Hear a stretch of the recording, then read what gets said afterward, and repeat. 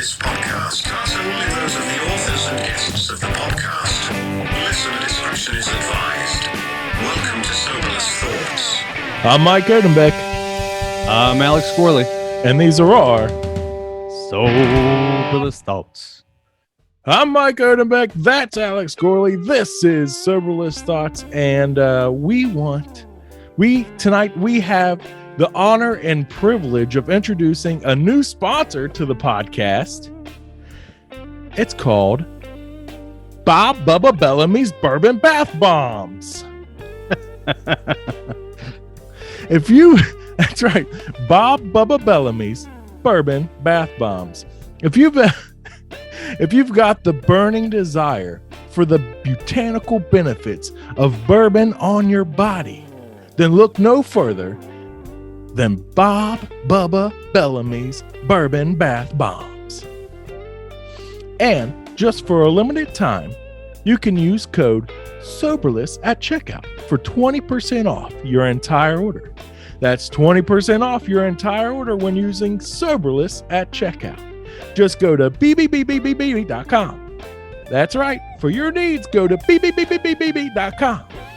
And bbbb.com stands for Bob Bubba Bellamy's Bourbon Bath Bombs. That's bbbb.com. And now, back to the regularly scheduled program. Dear God, did you actually even put in that many B's and see if that was a legit website or not? No. I'm sitting here going, some asshole out there. It's going, what was that? That many B's.com. Yeah, you just count them out. Bob Bubba Bellamy's Bourbon Bath Bomb. That's only 6 B's. bbbb.com. You know what we should have done is opened up a website, like a web page, and it would just be the Sesame Street character going, "This is brought to you by the letter B." So if someone went to it, that's all they would get. Or just it's a direct link to our podcast webpage. Yeah, right. Yeah, that would be better. All right. So tonight we are doing an episode on the notorious Nostradamus. Is he notorious? Is he infamous? Yeah. Or is he just famous? Yeah. We'll get into the original. We'll get notorious. And as always, we got to have a special guest on with us when we're going to be talking about something historically inaccurate, and that is our resident master, our resident scholar of the ancient literacies, the Cardinal Miguel Rimer. Konnichiwa. Blessings to both of you. I'm happy to be here in this new year. Yeah. Yes. And I got a new mic, man. I'm feeling good about it. Yes. It looks fantastic. You guys can't see it. It's glowing in the back. It's got like a LED display. That's how they sold it to me. They said they got LED light in the back. I said sold. Yeah. The front of it does look like the head of a penis. And well, that was the second selling point. That was, I figured. Yeah. As all good mics do. Yeah. I feel like it looks like a good Twitch streamer mic where you had that little bit of glow as you I'll tell talk you what trash. I use it for after the podcast is over. Okay. Yeah. Look forward to it. There's been a lot of headlines in the news lately about things stuck in orifices. So we might get into that later. I don't know. Yeah. If Nostradamus was into that kind of kinkiness. But tonight, because it is the new year, we are going to be drinking champagne. And that I put the pain in champagne because I can't stand the champagne. I think it's disgusting. Yeah. Yeah, I'm kind of surprised you decided to go I was like, we don't have to. You're like, let's do it. I'm like, all right, cool. I don't mind it. It's bubbly. It's nice. The things that I do for the podcast, man. Yeah. This is for you all. This is for the viewers. Yeah, this is for the listeners who like Yeah. to get their ear holes pleasured by our podcast goodness. Yeah. Weirdly enough, me and him got the same damn champagne. Yeah. We that got- was not predestined. Yeah, well, I was just kind of like, yeah, champagne, just dealer's choice, whatever you like, because there's so many varieties. We both got Corbel Extra Dry California Champagne. But can it be really champagne if it's made in California? I don't think so, but sure, let's call it that. So this right here, I've got a little bit of stats for you. It is a non-vintage blend. The composition is Chenin Blanc, Chardonnay, French Colombard, Pinot Noir. I actually have the acidity and pH of it. It is 7.3 grams per liter, 3.22. So it's a little acidic. And then it is 12% alcohol, and the dosage is 1.5%, whatever that means. And if you'd like a nice description of our champagne this evening, Corbel Extra Dry is a fresh off-brand California champagne that is light, luxurious, and always crowd favorite. It features delightful flavors of bright citrus, vanilla, and spice. That is the last thing I thought this was going to say, was citrus, vanilla, and spice. Well, yeah, it is luxurious. Enjoy with double and triple cream cheese, dried fruit, pate, spicy Asian cuisine. Not orange juice? Yeah. No champagne out there is ever going to be like, you should mix our stuff with orange juice, unless it's like, look, we found a bunch of wine and we carbonated it. You need to mix it with orange juice. Now, how I found this bottle of Corbel, because as you said, when you go to the liquor store, there's a variety. And oh God. Damn it. What? I just got a text that said, look behind you. And I look behind me, and it's the fucking doll. Anyways, that's just gonna ruin my whole night now. That's funny. Because I had hid it in the other end of the room, and she must have found it. Stuck Anyways, it over there. anyways, so I just feel eyes on the back of my head now. So, how I found this this champagne. Okay, snap back on. All right. He's rattled, man. Alec, No you got to kidding. take over now. Yeah, I know. I'm like, dude, are you gonna be all right? Do you need to have a moment with the doll and throw it out the window or something? I just need to put it in the bathroom and close the door.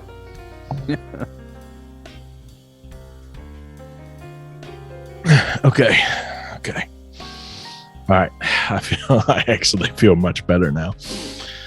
All right. So, how I came about this champagne, as I was saying, there's a variety of the champagne at the liquor store. And I went to the guy who owns the actual owner of the liquor store. And I said, hey man, I need a bottle of champagne for tonight for the podcast. And I've already gave him the podcast card. So actually he has a magnet in his beer cave, actually. Nice. Anyways, I was like, I need a bottle of champagne for the podcast tonight. And he's like, well, do you want it to be expensive or cheap? And I said, preferably not expensive, but I don't want it to taste like shit either. And he said, okay. Yeah. And then he's like, boom, that one right there. And he picked this one. So we will see if it tastes like shit to me or not, because I am not a fan of champagne. So that being said, let's taste these. Cheers, everybody. All right. Here you go. Here's a sound effect for you.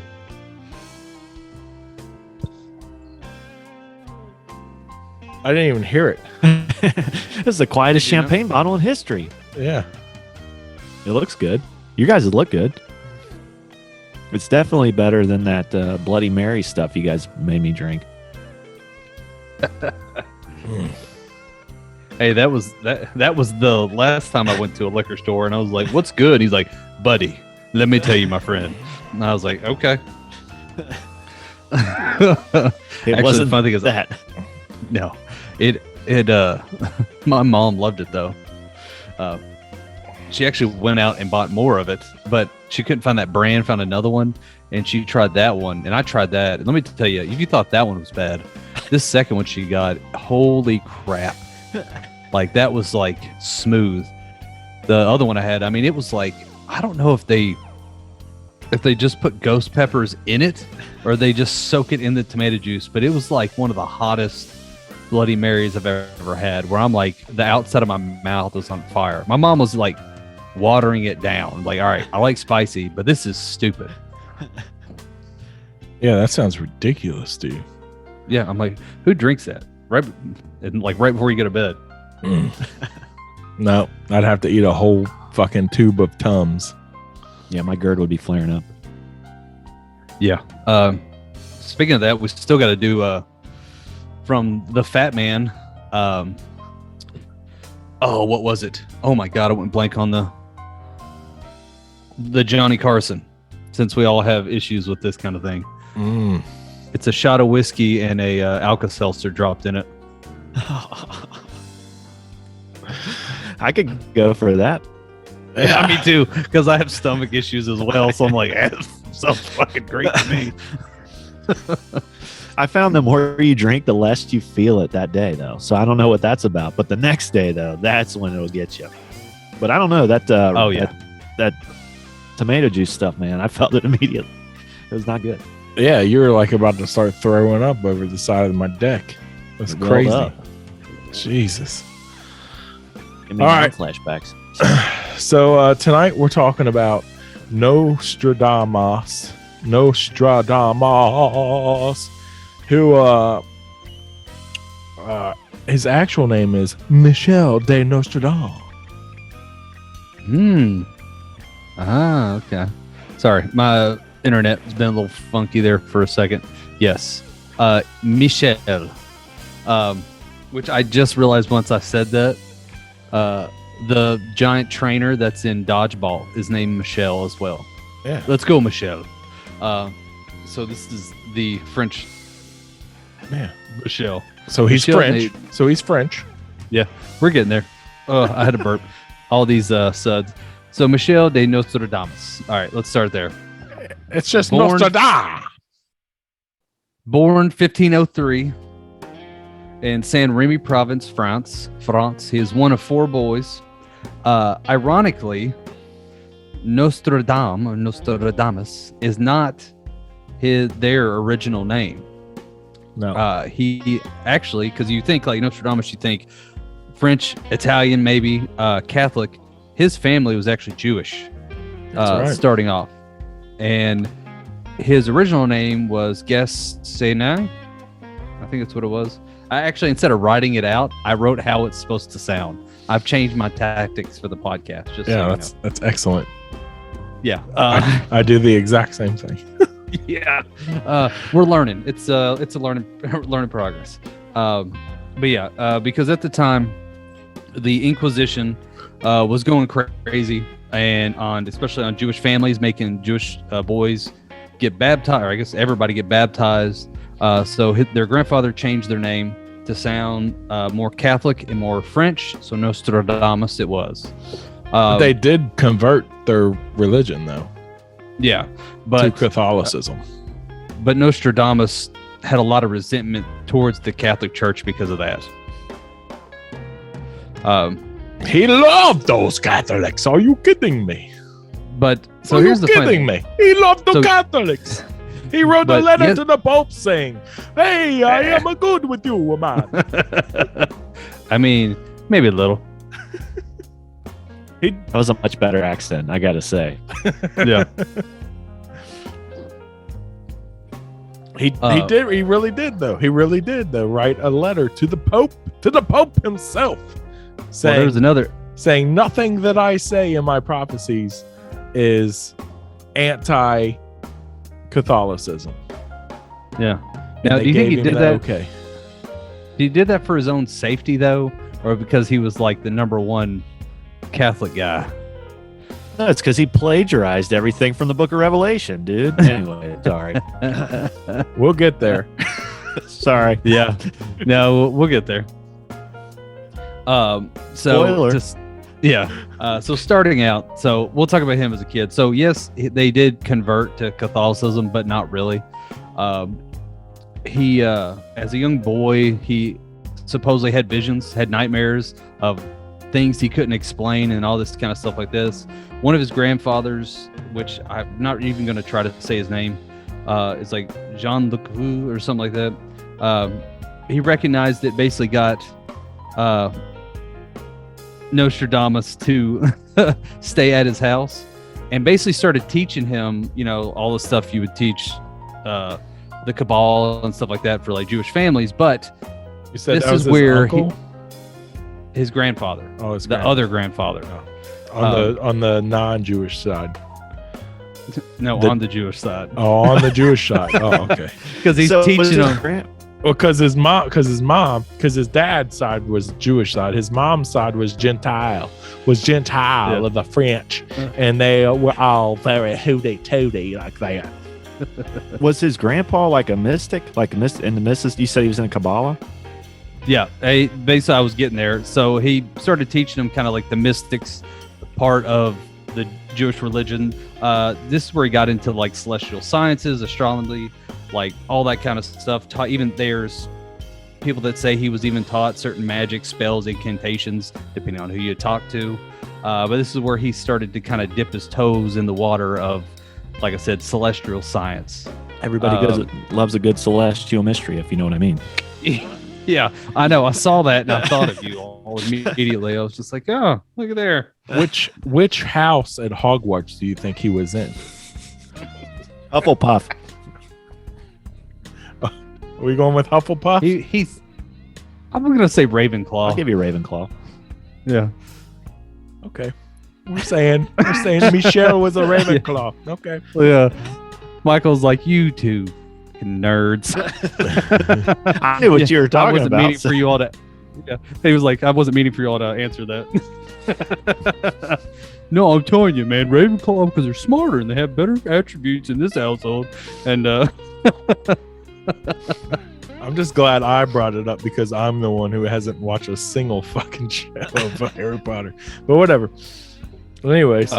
Side news, they put the 25th anniversary of Harry Potter on HBO. I saw someone's Snapchat or Instagram story goes, I just watched that and cried. I'm like, you have got to be shitting me. Jesus. And I was like, and Get I'm a not life, even that nerd. Yeah, I was like, holy crap, come on. I mean, I know they're good, but damn, some people live the life, you know what I'm saying? Ooh, all right. Did you guys ever see anybody play? Sorry. No, you're Did you good. guys Go ever- ahead. Did you see anybody? They got a Quidditch league, like a league of people that run around and play Quidditch. Where do they find the yeah. flying brooms? Dude, the black market, man. Black market brooms. Actually, it's the saddest thing you'll ever see. They run around like you did as a kid and stuck a broom between your crotch and acted like you're riding a horse, but you're riding a flying broom. Because, newsflash, in the past 10 years, whenever that came out, there were college leagues of Quidditches. I didn't know. And I remember seeing them like, holy, this is a whole new level of live action role playing. Yeah. Like, this is all that is. What's worse, LARPing with like swords, like you're in medieval times, or Quidditch? The Quidditch. 100% it's got to be the Quidditch. I agree. Hey. Sorry for breaking up your podcast. I'm stopping. No, you're good because I got to just prove my point real quick. The medieval guys, they know how to wield a weapon. That's right. Because some of them are actually kind of badass. Because they work on their form. Dude, there was a guy that lived right by us in the old apartment. Every Saturday morning, he would walk out in chainmail and have that one flap that just like you had stuck your head through the hole and it just covered the front and the back with like a lion on a shield. Yeah. And every Tuesdays and Thursdays, he would work out at this park with other people working on their skill level. And like they're like covered in sweat head to toe and they're like going to town. And I was like, that's a level of dedication right there. Like, I don't know, guys. Have you seen those beaters in Quidditch? They're pretty rough. That's all I got to say. They get in there. They can mix it up. I mean, that's true. They definitely look like bobbies from, or whatever they called the policemen back in the day that only have the freaking sticks that beat the shit out of people. Nostradamus. But Nostradamus, yeah, that's where we're going. Nostradamus was a beater. Yeah. Nostradamus did not play Quidditch. No, but he thought about it. He was an American football kind of guy. Yeah. What are the stats? What are the stats on Nostradamus as far as like height, weight? Well, give us the tail of the tape, man. Yeah, you need that tail of the tape, dude.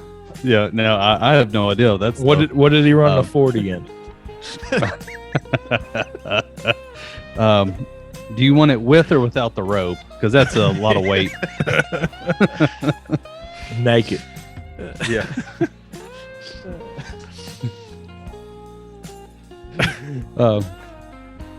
Yeah, I think he was more of a I'm gonna read books kind of guy. He was a book nerd. Okay, gotcha. Yeah, because swinging back into this thing real quick. I'm gonna have to stop drinking the champagne. So he went to school, as all boys did back then for the most part. He actually excelled very well. At the age of 19, he actually went to a university of Avignon, France, where he studied medicine. Became a medical doctor. That's false information. You're lying. Sorry, just had to jump in there because all right, I'm fact checking you as you go. But no, he did not actually finish medical school at that college. What happened was a plague broke out while he was attending university there, and they all had to leave college before he had the chance of graduating, and he never did finish his degree. Oh, all right. So Michel de Nostradamus was never a doctor. Officially. Well, let me ask you this. Do you think you could be a doctor back then? Because all it was leeches and bloodletting. People's legs off. Yeah. Actually, he was quite renowned at his time for helping people out by not bloodletting. That is correct. And people gave him shit for it, like you're not bloodletting. And he said, no, I do not bloodlet. Instead, I give him a vitamin with some vitamin C in it. And everybody says, ooh, I feel better now. I say, hey, go out in the sunlight. And they go out in the sunlight and they feel much better. Vitamin D. Anyways, continue. No, you're good. I didn't hear any of that. My internet crapped out. But yeah, so for the best, Alex. Yeah, I'm sure. I heard snip bits of. So he went to medical school. I guess he didn't graduate. Even in medical school, though, he people spied on him because he was doing so well, and he seemed to have like a knack for it. And there was even people arguing that if he didn't do any predictions, that he would have been like one of the great healers of the 16th century. And there was actually people saying that some of the basic things that he was doing that other people weren't doing was him, like, how would he know that? He was like ahead of his time, and it was because he was working with the devil. So a lot of people talk shit, as you said, on him. Yeah. They said he was working with the devil. Is that what they said? Yeah, some of them that they thought it's because he was doing things that weren't really done, such as like hygiene was a big thing for him. Like when he left school and started going to different towns, every patient he had, he tried to make sure they had fresh water that was clean. He would make all the corpses from the Black Plague, basically like get rid of them. Like as soon as it comes to town, like get rid of all this shit in the streets, go bury it, set it on fire, whatever. He would actually take baths before and after he would see patients, which is a big thing. That's actually why he never got the plague. And he'd also try to also get his patients to also stay clean by bathing them. One of his ahead of the time things was he started making his own pills, which back then there was no pharmacy, there's no study of it, so doctors made their own chemicals, which, fun fact, doctors back in the day, the first thing you learned to being a doctor is astrology, because for some reason that's how they diagnose people. They basically go, you know, what was the date you were born, what's the geographic location, you know, that's how we're going to figure out what's wrong with you. Like everything was behind that. Even making their chemicals that they used to like cure them, they would have to go do certain things at different parts of the moon cycle dates. They would make different things happen because they thought it wouldn't work unless they did that. His big thing though was his rose pill recipe. It was essentially a rose lozenge. It wasn't going to cure the Black Plague, but I guess it helped. Funny enough, I have the recipe for it. It is. I get a if you pen. want to make this crap at home. Yeah. You'll need it. First of all, you need 300 to 400 red roses plucked before dawn. Done. You basically need to ground it up and mix it with sawdust from the greenest cypress sawdust. Cypress tree. Yep. You need the iris of Florence. I have 3 right here. Cloves. Calamus root. But on 3 or 4-leaf cloves? Yeah, good question. No, cloves, not clovers. Oh. Like 4-leaf clover and cloves are different. Cloves Like the cigarettes? No, yeah. That's, yeah. Yeah, it says right here you need Parliament menthol. No, was it like if you ever eat like country ham, they'll stick cloves in the side of it. And it has like a licoricey kind of taste. Oh, let me call my cousin in 10th grade and let me see if he can hook me up with some. Yeah, right. Weirdly enough, the roses, which he also would use the rose hips. So this is where he was above his time. Rose hips actually have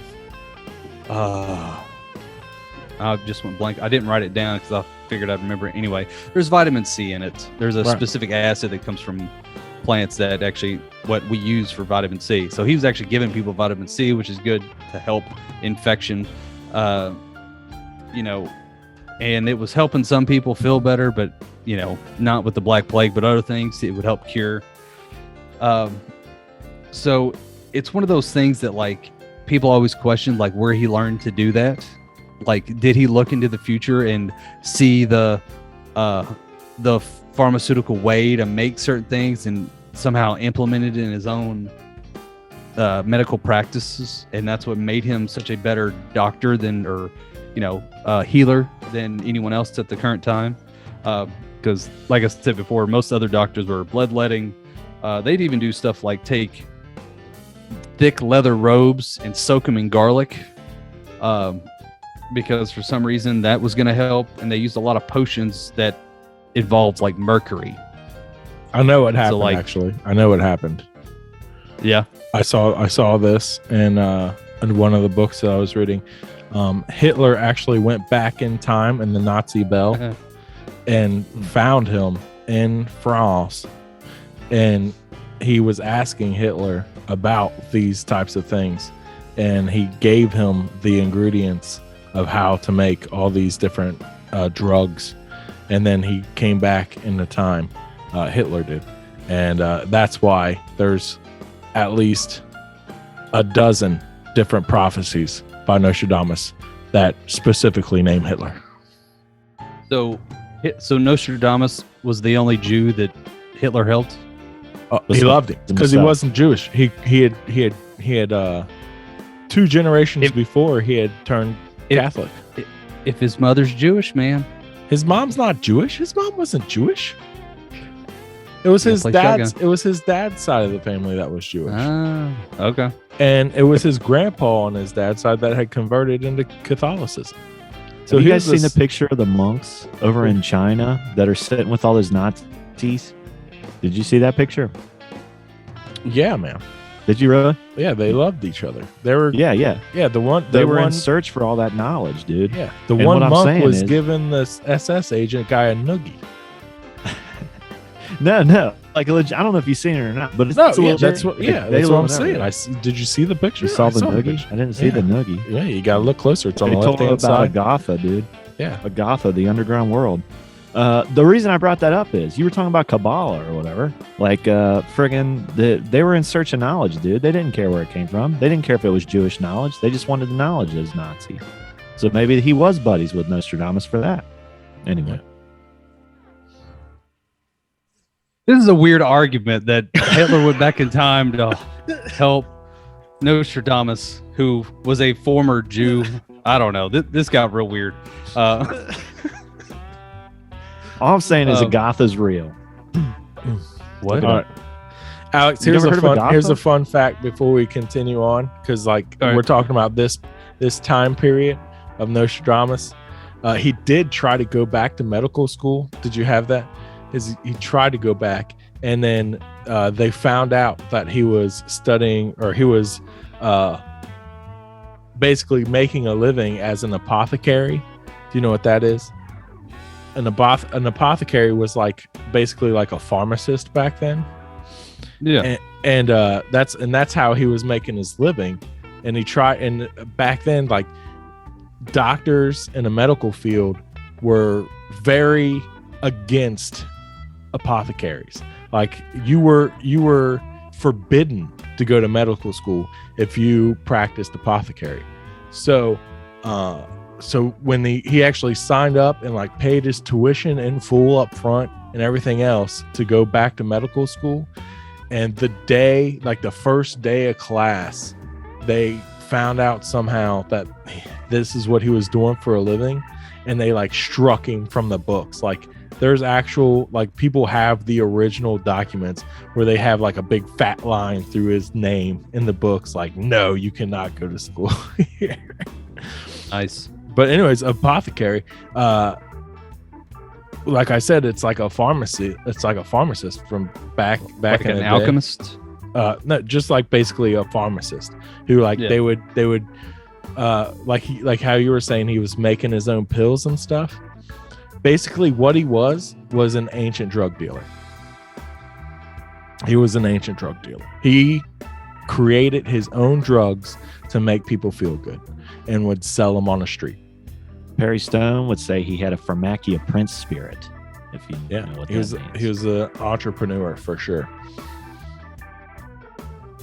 Basically, all I'm saying is Nostradamus is a drug dealer. That's what I'm saying. That was my whole point. Yeah. And he got kicked out of college for it. Yeah. Most successful people are. Yeah, man. Let's All see. my favorite rappers. Do you guys think it's weird that Snoop Dogg 20 years ago was out west chilling with the homies, and now he's cooking with Martha Stewart? That blows my mind, man. I'm done. I mean, I can see it. It's like Ice Cube being on Ride Along and Ride Along 2. They go from one lifestyle to another. I mean, it's also when they were younger. People got to grow up. Way. Yeah, but Martha Stewart, I mean, I don't know. Dude, he's hitting it. Hey. Are you kidding me? Yeah, you're probably right. He's probably tapping right. that, Yeah, man. she learned a lot in jail. Oh, yeah. But what two people don't go better together than a guy that smokes weed all the time and a lady that cooks? You think that is true? That is true. But do you think she smokes too? Surely. Come on. Oh yeah, You can't you know be she Snoop does. Dogg and not. Yeah. And she's baking it into her cookies and shit. She makes the best brownies, man. Yeah, man. Yeah. Yeah. She's talking shit to him, this gonna knock you on your ass, Snoop.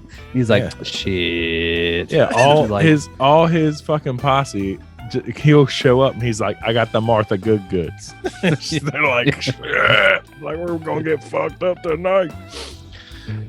Pulls out some of that homemade wine they make in toilets. You ever seen it? Nostradamus. Nostradamus. Snoop Stradamus. Let's see. So basically, all I've got for the most part is he kind of did the doc thing for a while, being a healer, until around the age 30. There was a plague that actually hit his hometown. They actually took his kids and family away from him, and he couldn't save them. So that was a little bit of irony there, that his own knowledge in the medicines couldn't help him or save him at all. So that was definitely a pivotal point in his life where he kind of went into a different direction. Because there's a whole conspiracy behind that too. Did you know? No. You didn't. No, you didn't. No, you didn't. You didn't. Alex, dude. So, he's got a wife and 2 kids, and he, like you said, never died from the plague, although he was around it constantly. Okay, and he's got this new wife. He's got these 2 kids. A lot of people. Well, I won't say a lot of people, but there's a select few people who believe that he found the lady who would then be his second wife and heir to and mother to his 6 kids that he had with his second wife. Met her while he was still with the first wife and was like in a lustful bound for her, and and like purposely got his current wife and kids into the plague, and like, or even killed them and just said it was the plague, but somehow like off them, or like invited somebody over to the house who he knew had the plague and he didn't come, some shit like that. They died of the plague, and almost like in less than a year, he's married to this other woman. I did not know that.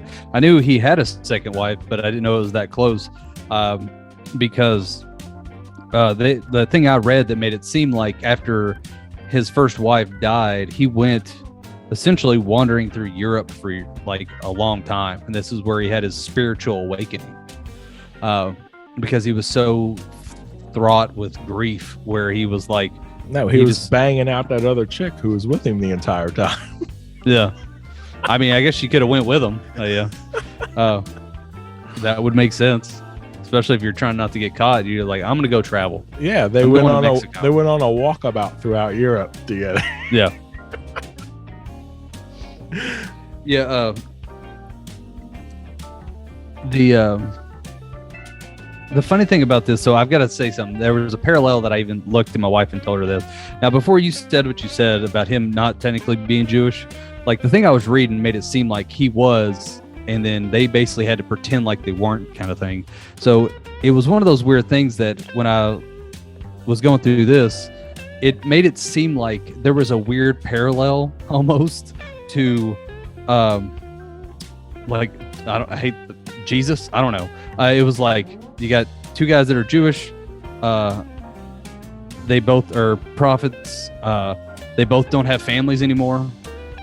They both go wandering out into the desert or out wherever to get their spiritual awakening and talk to God and the devil, whoever you got to talk to, and then they come back and all of a sudden they have all these prophecies. I just had to bring that up because it was one of those things that I saw. I was like, that's a weird parallel between the two. And I know you all mentioned like the book of Revelations, that kind of thing. But yeah, it was just one of those things that as I was reading this or reading one of them that I was talking and kind of like that, I was like, all right, well, that's kind of a weird. I just came back from the bathroom, but are you comparing Nostradamus to my Lord and Savior Jesus Christ? I said there was a parallel in one of the things I was reading at the time where they mentioned it as he was Jewish. So I was like, all right, well, they're both Jewish. They both had family, or they both didn't really have families because Nostradamus lost his at the time. This is what I got up to. And then at one point they both go wandering, where Nostradamus went wandering through Europe, and obviously, Jesus went out in the desert to go talk to the Lord, talk to the devil, fight him, all that stuff, come back and become the prophet, because both kind of had a spiritual awakening away from humanity, and they came back and had it. You better watch it, buddy. That's all I got to say to you. You better watch it. It's funny. My wife said the same thing, and I was like, look, I'm just saying there's a parallel. I'm not saying he is. I got a parallel for you. You're about ready to right. go to someplace you don't want to go. You know what I'm saying? I do like the vision of Jesus in the desert battling Satan with a sword, just and them fighting. That hasn't happened yet, Mike. Come on, that's gonna happen. It's going to happen, but I like You the visual. want to know the craziest thing? I like the sight of it. He's gonna kill people with a sword that comes out of his mouth. That's what my Bible said. Comes out of his mouth, but What then is can that? he hand it? Then can he handle it like with his hands? But does he have to keep it in his mouth and use his tongue to swish it? I know. I think it's gonna be just he'll be like, "Dude, you're dead. You're fired." Boom. Also, just be friend words. Donald Trump. You're fired. So it'll and just then be they're words. done, dude. Gotcha. Oh. Yeah. Yeah. That's all symbolism. Yeah. Dude, you ought to know you Right. studied Nosferatu. Yeah. We were talking about Nosferatu this episode. Yes. Okay. Which also we have to watch that movie. That was another thing that needed to be on Hardsider Cinema. Nosferatu. Nosferatu. That was one of the ones we brought up because I transferred that over. But anyway, Ugh. No, that's a good Mhm. parallel. I like that parallel. No, I just Yeah. No, you're good. That's Well, yeah, But he did get Um, married again and had 6 kids. but he did get married. afterwards, Yeah. and then lived to be 64. Oh, or really? something. I didn't think he had any more kids. They were all her kids. No, Well, no. Tom Hanks? He had 6 kids with the second wife. Tom Hanks thinks that Mary Magdalene and Jesus got married. Sinners? What are you talking about? They didn't. That's what they think. Yeah, they think that. And they think at the Last Supper, that picture, there's like a secret lady standing there. And it was Mary Magdalene. And then he was Jesus' wife. That's what Tom Hanks says. What do you think? She was just a prostitute? Yeah, I think she was just a prostitute that was just like friends with just friends with him. And they Yeah, traveled he was not with him. friends with prostitutes. I can talk about this all night. Continue. I'm Was sorry. Jesus celibate? Yeah, dude. Yeah. Of course. He was a rabbi. Of course. But here, I don't want to. I'll talk about it after the podcast. I don't want to. I got some weird thoughts, but go ahead. All right, where were we? So anyway, You said Nostradamus was Jesus. Now continue. I said there was a parallel. Oh, okay. Yeah, he's not spitting swords out of his mouth. We have the cardinal All right, on the podcast today, and you're comparing Nostradamus to Jesus. You're fine. I don't know. Are you frozen or are you just being real still? Oh no, he was frozen. Oh, dude, Here he's that's back. been You're my back. life this whole podcast. Yeah. By the way, just so you all know, if I nod, that means I'm back. Okay. It means I was frozen and I'm back. All right. I did that earlier. The first podcast I was on with you guys, literally, the whole thing is like. So don't feel bad. Oh, it is what it is. All right. So, during his wanderlust years through Europe with his newly acquired wife, apparently, they were in Italy. Here's a fun little one. He came across a bunch of monks, Italian monks. It was 1885. I'm sorry. Oh my God, I can't read. 1585. That would be crazy if it was 18. That's what happened in the 1800s. He transported, wiped out the human population, came back. Anyway, I think Hitler was born in 1885. I think I heard that. oh, for real? No, I don't know. It sounds right. It sounds good. Though. He was born on March 11th. I know that. The Ides of Beware March. the Ides of March. Who said that? Yeah. Was Yep. that Nostradamus? No, that was Caesar, wasn't it? Or no? That's the Oracle of Delphi. Yeah, that's what it was. To Caesar, I kn- right? Yeah, that's what it was. Yeah. Mike Beware Tyson. the Ides of March. Mike Tyson. Dude, I got to say this. I think Mike Tyson could have beat up anybody. And I just heard something the other day where he offered this zookeeper like thousands and thousands of dollars to let him go in the cage and fight a gorilla. Yeah, and they the only wouldn't reason let to him fight do it. Yep. So see, hey, fact check that, baby. Yeah. Yeah, they wouldn't let him do it. Yeah, but Well, yeah, that's, that what gorilla Mike would- Tyson, that's what Mike Tyson called his fists, the Ides of March. Dude, that gorilla would have tore Mike Tyson up. I'm sorry. Oh, yeah. Even if it was the weakest gorilla, it's still No, like 10 Mike Tysons. Yeah, but does it have the skill? But does it have the footwork?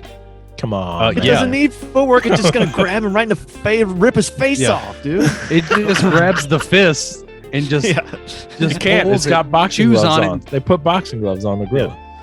Did you hear about that lady where that chimpanzee? They were like friends for her whole life, and then it just got mad one day and just ripped her face off and ate it. Did you ever hear about that lady? Oh yeah.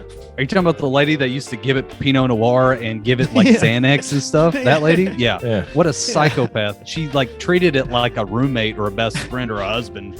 And it sounds like Misery Chimp Edition, dude. Dude, this thing was like, it had a beer belly, man. It like she was feeding it steaks every day and like giving it Pinot Noir. And what happened was one of her friends came over, and chimps don't understand like right and wrong. They understand balance and equality kind of thing. And what happened was she offered her friend a glass of wine and something else and didn't give any to the chimp, and it got mad and ripped her fucking face off. Seems like a little bit of overreaction, right? But like I said, there's no like right or wrong. They're like, what? She didn't give me. She was being unfair. Yeah, so that's right. She should have offered it to the chimp first. Yeah, the man of the house. That's right. Well, judging from that story, he truly might have been, dude. The Pinot Noir probably wasn't the only thing. Never. Yeah, right. Yeah, I've never seen a chimpanzee wear a wife beater with a mustard stain on it before. We've all seen Cops, haven't we? I saw that episode. Yeah, I know which one you're talking about. Yeah. Oh, God. Let's talk about Nostradamus. What kind of wife beater Nostradamus. All right. All right. So, so when he was gallivanting through Italy, he ran into some monks, some Italian monks, and he went to his knees in front of one of them because he said he must kneel in front of the holiness of the Pope, is what he told the friar. And the friar was Falicini Paraliti, and he became Pope Sixth the Fifth, which I know sounds weird. Pope Sixth the Fifth? Yeah. And it was 1585. I don't know why I keep saying 8. 1585 when he did that. So that was like right during his spiritual awakening. When he did that, and that guy ended up become Pope. They think that during this gallivant through Europe, he went to Greece, Turkey, and Egypt. And he actually also tapped back into like the mystic school, the ancient divination schools, and actually got a bunch of ancient long lost literature during this time and brought it back with him to France. From the Library of Alexandria. Yeah. And would that have been around? Sorry. Would that have been around? No. Okay. No, I was gonna say that would have already been destroyed. Okay. But you never know. Maybe he found remnants of it. Fun fact, later on, he actually says that he has all these books of ancient past that were long since forgotten. And you know what he did with them all? He fucking threw them in the fire. On the day he stopped doing predictions, he took all these ancient texts because he was afraid of what would happen if they got out into the world, and poof, throw them in the fire. That's not why, but we'll get there. I can't wait to hear. The fact that he can divinate means that he had no choice in it. So if you can tell the future, that means that there is no choice. Everything's predestined. So he had no choice. He had to do it. Yeah. Well, yeah, he had to do it. I'll tell you why. I mean, it depends on if, time is fluid or constant. Right, though? If you can predict the future, that means constant, right? What? Say that again? If you can predict the future, if you have the ability to predict events that are going to happen in the future, that means the future is fixed and that it can't be changed. If you can predict it. Right? Otherwise it would be an educated guess. And maybe that's what he's saying. Maybe Nostradamus is saying, like, that's why he's not a prophet, because he's just taking guesses, But if you can predict the future, if there's any future predictions that are true, and you can continually and consistently do it, then that means the future is fixed. Yeah, And we're or maybe predestined to live out our he's fate. a prolific plagiarist. You know, A what? maybe he's a prolific plagiarist. That could be. I mean, basically, what's that movie, The Beatles, where the guy falls asleep or something and wakes up and everybody forgot the band, all the Beatles songs? It's called Yesterday. Yeah. It's called Yesterday. This is basically what Nostradamus is doing, dude. He just forgot. Everybody forgot all the literature that used to be around. He just breaks it out and starts repeating it. And they think he's a genius. Yeah, that was a concept album by the My Chemical Romance. Yeah. Is that what Tom DeLonge? Yeah.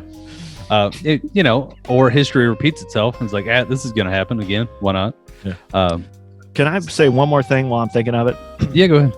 Because I looked up a few things too, and you just said that history repeats itself. What I saw from the Nostradamus. Oh God, Mike. He's done. The dog got him. Jesus. Good Lord. Dog got him. My champagne went down the wrong throat.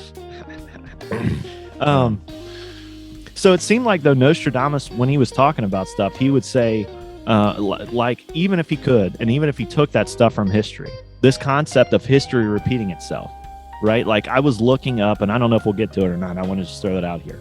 I was looking up different things of predictions for 2022 that were Nostradamus or whatever, right? Yeah. And all these people are there. Now, mind you, they don't quote Nostradamus's whatever quatrains at all. They just say, this is what he said, right? And so it doesn't matter if Nostradamus said it or not. They're creating this expectation, or they're creating this so I guess this is what I'm saying. By vocalizing it, are we creating this mythos, whatever? Are we creating our reality? Is us thinking about it and talking about it and, writing it down? And it's kind of like The Walking Dead, right?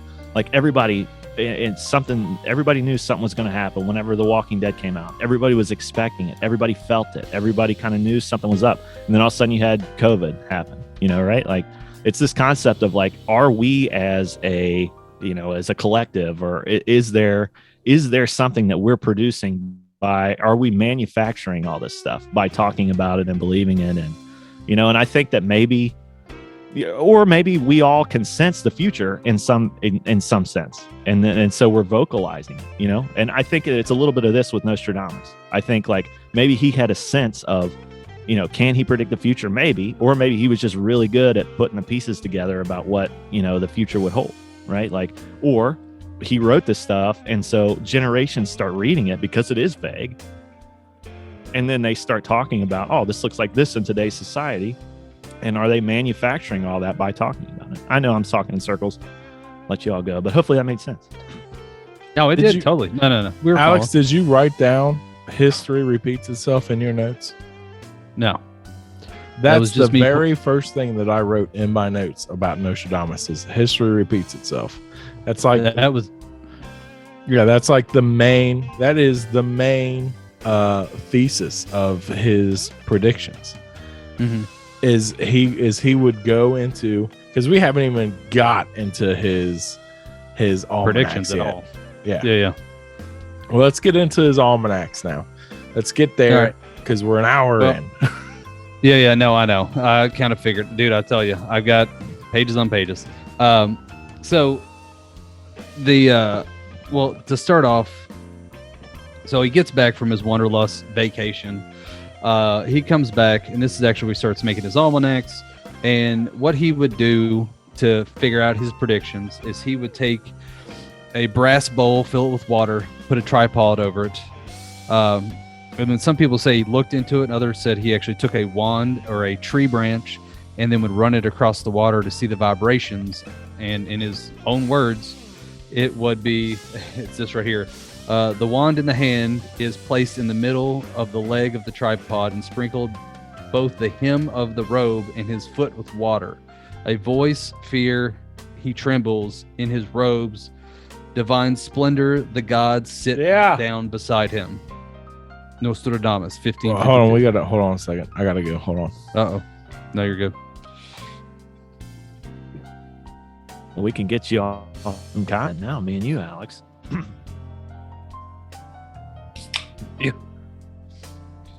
Dude, you sound like you legit think that he's a faith healer. I was going to ask you this, but I didn't want to cut you off. You sound like you actually think that he might have been like a healer guy. I don't mean like, I mean like a doctor healer, not like a. Oh, okay. But like he definitely, you know, he had a sense of like thinking that to heal the body, you got to heal the soul. Mm-hmm. He definitely had a faith healer mentality. But I just like, you know, I don't know if you know this about me. So like my whole family are like nurses and doctors and yada, yada, yada. Really? So like medical jargon, yeah, it's a wonder I didn't go into the medical field, honestly. I'm good with math. I'm not so good with all that other stuff. I couldn't like human remember. Feces. So what? Yeah, I was joking. I say human feces. No, dude, that stuff. Right. Actually, that's the funny thing. So like, my wife's like, "Why didn't you go?" Because you're like, you're not bothered about blood, guts, nothing. I'm like, yeah, it smells. I don't care. Honestly, the thing that feared me the most was the long-winded words for certain things, because I'm not the best English student in the world. But anyway, I mean, it makes sense. Yeah, but like, so we like even tonight, I was telling my mom about everything I was talking about, and we got into the discussion even with oh god, there was another time we were talking about, there was a doctor in one of our past episodes that was ridiculed because he would give birth, or he wouldn't give birth, but he would help with the birthing. He would wash his hands between birthing, and it actually cut down on infection with the mother and the child, and his survival rate skyrocketed. And he was ridiculed so much for it that they actually sent him to a nut house because of it. That's insane. And it was, I mean, it was early on medical profession. It was like during, I want to say the Civil War-ish era. And it was just like simple things that that are like common sense now that, but yeah. Anyway, so stuff like that always sparks my interest when it comes to the sciences. And the fact that he would take a bath before and after the plague, I'm like, that makes sense. Like he's cleansing himself, not to, you know, also he has access to chemicals and everything else because he was, God, what, I had him down here.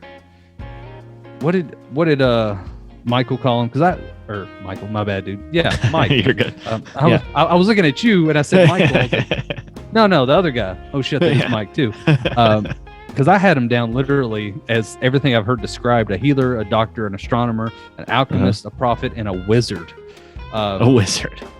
He kind of does sound like Merlin or something, though. You know what I mean? Like, hey, what if, you know what I'm saying? Like, what if he's the Merlin of King Arthur past?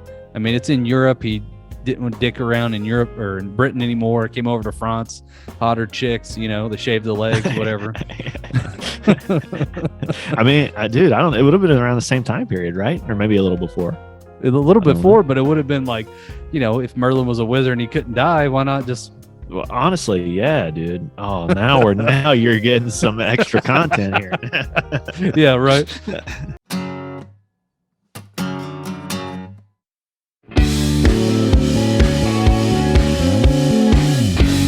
Hither, my friend, come take a seat. I've uncovered a lot in just 1 week. Before you dismiss it and disagree,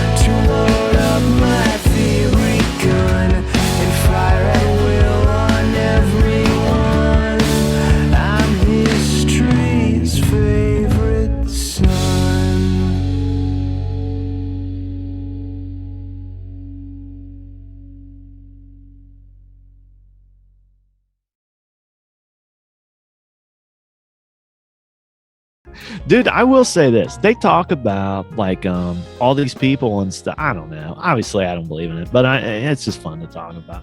But like, of course, yeah, like all these celebrities and stuff, but not just celebrities, like all these people that are just filthy rich, like the Medici family or whatever. And you know, you don't hear that name anymore, but like that wealth went somewhere.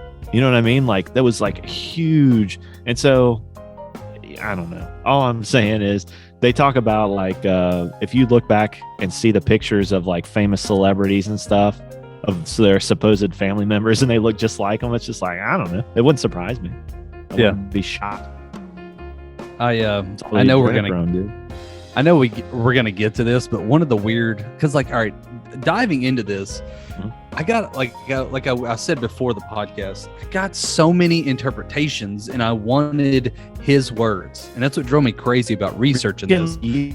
What were you? Was it like the old school, the king stuff, or was it like modern?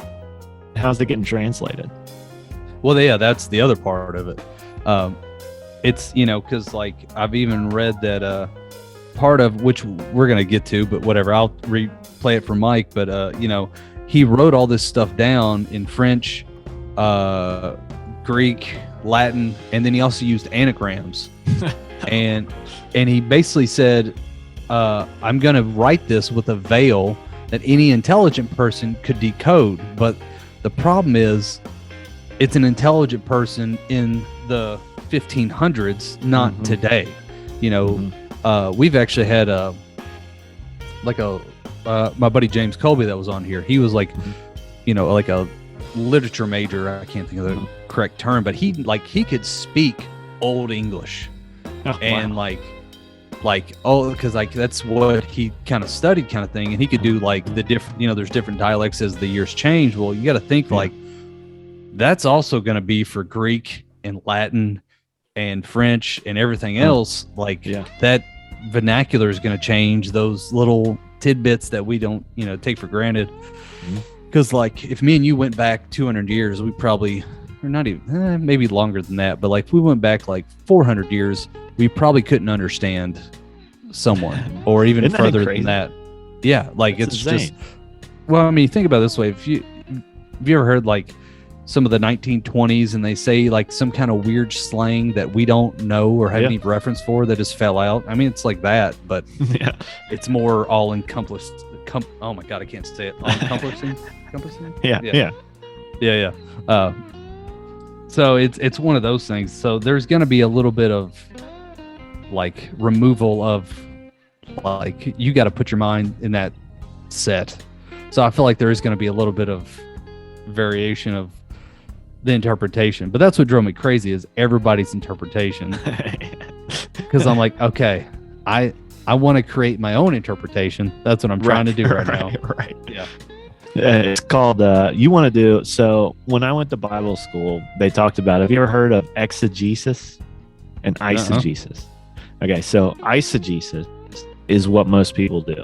Like, that's how you get Hitler and all these bad guys quoting Bible verses and justifying their cause with it. And the same dude will do it all the time now, like Joel Osteen, all these guys, like they all do the same thing. Like, you know, it's basically what it is. It's like, and it doesn't have to be the Bible. It can be anything historically, reading it in the context of your reality right now. But what you try to do, like a scholar would do, is exegesis, where you would put yourself in the reading it as if you were somebody in that time period, and you know, all the history and stuff goes into and all that stuff. And I think that that's part of it. I'm going to tell you this because I know we're not going to get to it, but have you heard of, I found this out, have you heard of Baba Vanga? It's this blind lady. It's this blind lady. Evidently, she had some predictions from 2022 too. She said there's another pandemic that's on its way. It will be discovered in Siberia with a frozen virus will be released by climate change. Baba Vanga said that. And then the Old Moore's Almanac. Here's another one, dude. It's not just Nostradamus. Oh yeah. If you say something long enough and vague enough, dude, you can just make it anything. Well, the fact that he did, this is the part where like he did 100. So we've talked about the quatrains on here, and I'll reiterate for Mike when he gets back. But he did, it's 4 lines is one quatrain. He did 1,000 of them, and he separated them into 10 centuries. So and so far from what I've heard, that people that are like real hardcore Nostradamus heads, I get either half has came true, quote unquote, or 2/3 have came true. And I'm like 50% with enough, like, it's almost like fortune cookie. Like you could be like, trouble will be in your future, but you will find resolve. Right. Yeah. And it's like, oh, okay. And then like you leave, like tomorrow you have a flat tire, but then you get a tow truck. You're like, oh shit, that guy was fucking right. Legit. I mean, dude, I was reading some of it. It's the vaguest thing, like the most vague thing. It's like, well, of course, you can make it anything you want. Yeah. But I was going to ask you something. What you thought about something? I just forgot. We were just talking about it. I don't know. But do you think that people can see the future and stuff? Not just future, but do you think you can get a glimpse of like I don't know, anything? Like, because there's been times in my life where I, take my religious side out of it, like, because my dad talks about it too, and he's not religious at all. And I just like the Indians and all these guys, like, you hear stories, and you've had, and I'm sure you have, because things happen in their life where you're like, that was more than a coincidence. Like something weird's going on. You know what I mean? Like, and I don't know, maybe you haven't, but like I've had things where it's like my wife, for instance, she'll have dreams about stuff, dude. And they're not like Christian dreams or anything like that, but it's like she'll just have random dreams, and all of a sudden something will happen. So much so that her brother, like, anytime she has a dream and tells her brother, he like freaks out. But she said some weird stuff, and I just think, and I don't know if it's just you're really good at perceiving stuff, you know what I mean? Like it's not just like reading the writings on the wall. But she said some weird stuff that's just like, there's more to it than just that, though. I don't know, and I wonder if it's this kind of like extrasensory perception or whatever. Like, I don't know. What do you think about all that, though? Do you buy any of it? All right. So it's funny you said it. So like, I'm a skeptic at heart always, but I always but I'm a little bit on the I'm trying to think of the best way. Like I'm just things that are like that, I'm always a little bit skeptic at first. But I've, in my own personal experience, like I always used to joke around, and I honestly, I just like saying this, but I always say, like, if you have deja vu, that's letting you know your life's on the right track. Like it, meaning like you saw that and then it happened, so you're like, cool, I didn't deviate from whatever perception you're at. Because I felt like I've been one of those people where I've had like weird dreams and then have that deja vu later, and I'm like, well, why? And I'm like, well, it just means I'm where I need to be, kind of thing. Right. And you know, when I meant earlier that the like history repeats itself, I meant like, what if time is reciprocal, where it's like, that's what I actually was meaning by that, not like. But flesh that out. What do you mean by that? What do you stand? Because I like where you're going with this. Yeah. So like, what if? I mean, it's. I hate to refer this to like a fucking cartoon, but like, it's almost like there was the episode of Futurama where they get in a time machine, but they can only go forward. So they go forward, and everything happened. And then they see literally the end of all things, and there's a void, and then the Big Bang happens, and they keep going, and then they end up finding the exact point where they left, but it was in after the next time had existed. And it's one of those things. It's like, but at the same time, I also start to think like, what if all things are happening at the same time it's currently happening now, where if you could perceive time, it's not so much of like, I've got to look into the past. It's more like, I just need to open a doorway into an existence that is currently happening at this point in time, and kind of look into it, I guess. I don't know. It's me being kind of more of like a science fiction nerd of trying to, I don't think so. Yeah, kind of like trying to perceive time in a certain way. What was that Because- book about? The pilot or whatever, and he's in World War II. Gosh darn it, man! Dude, I'm terrible when I start drinking. No, I you're can't. Catch We all 22. Catch 22. Yeah, right. Catch 22. You ever read that? It's kind of that deal. It's kind of the Yeah. same thing.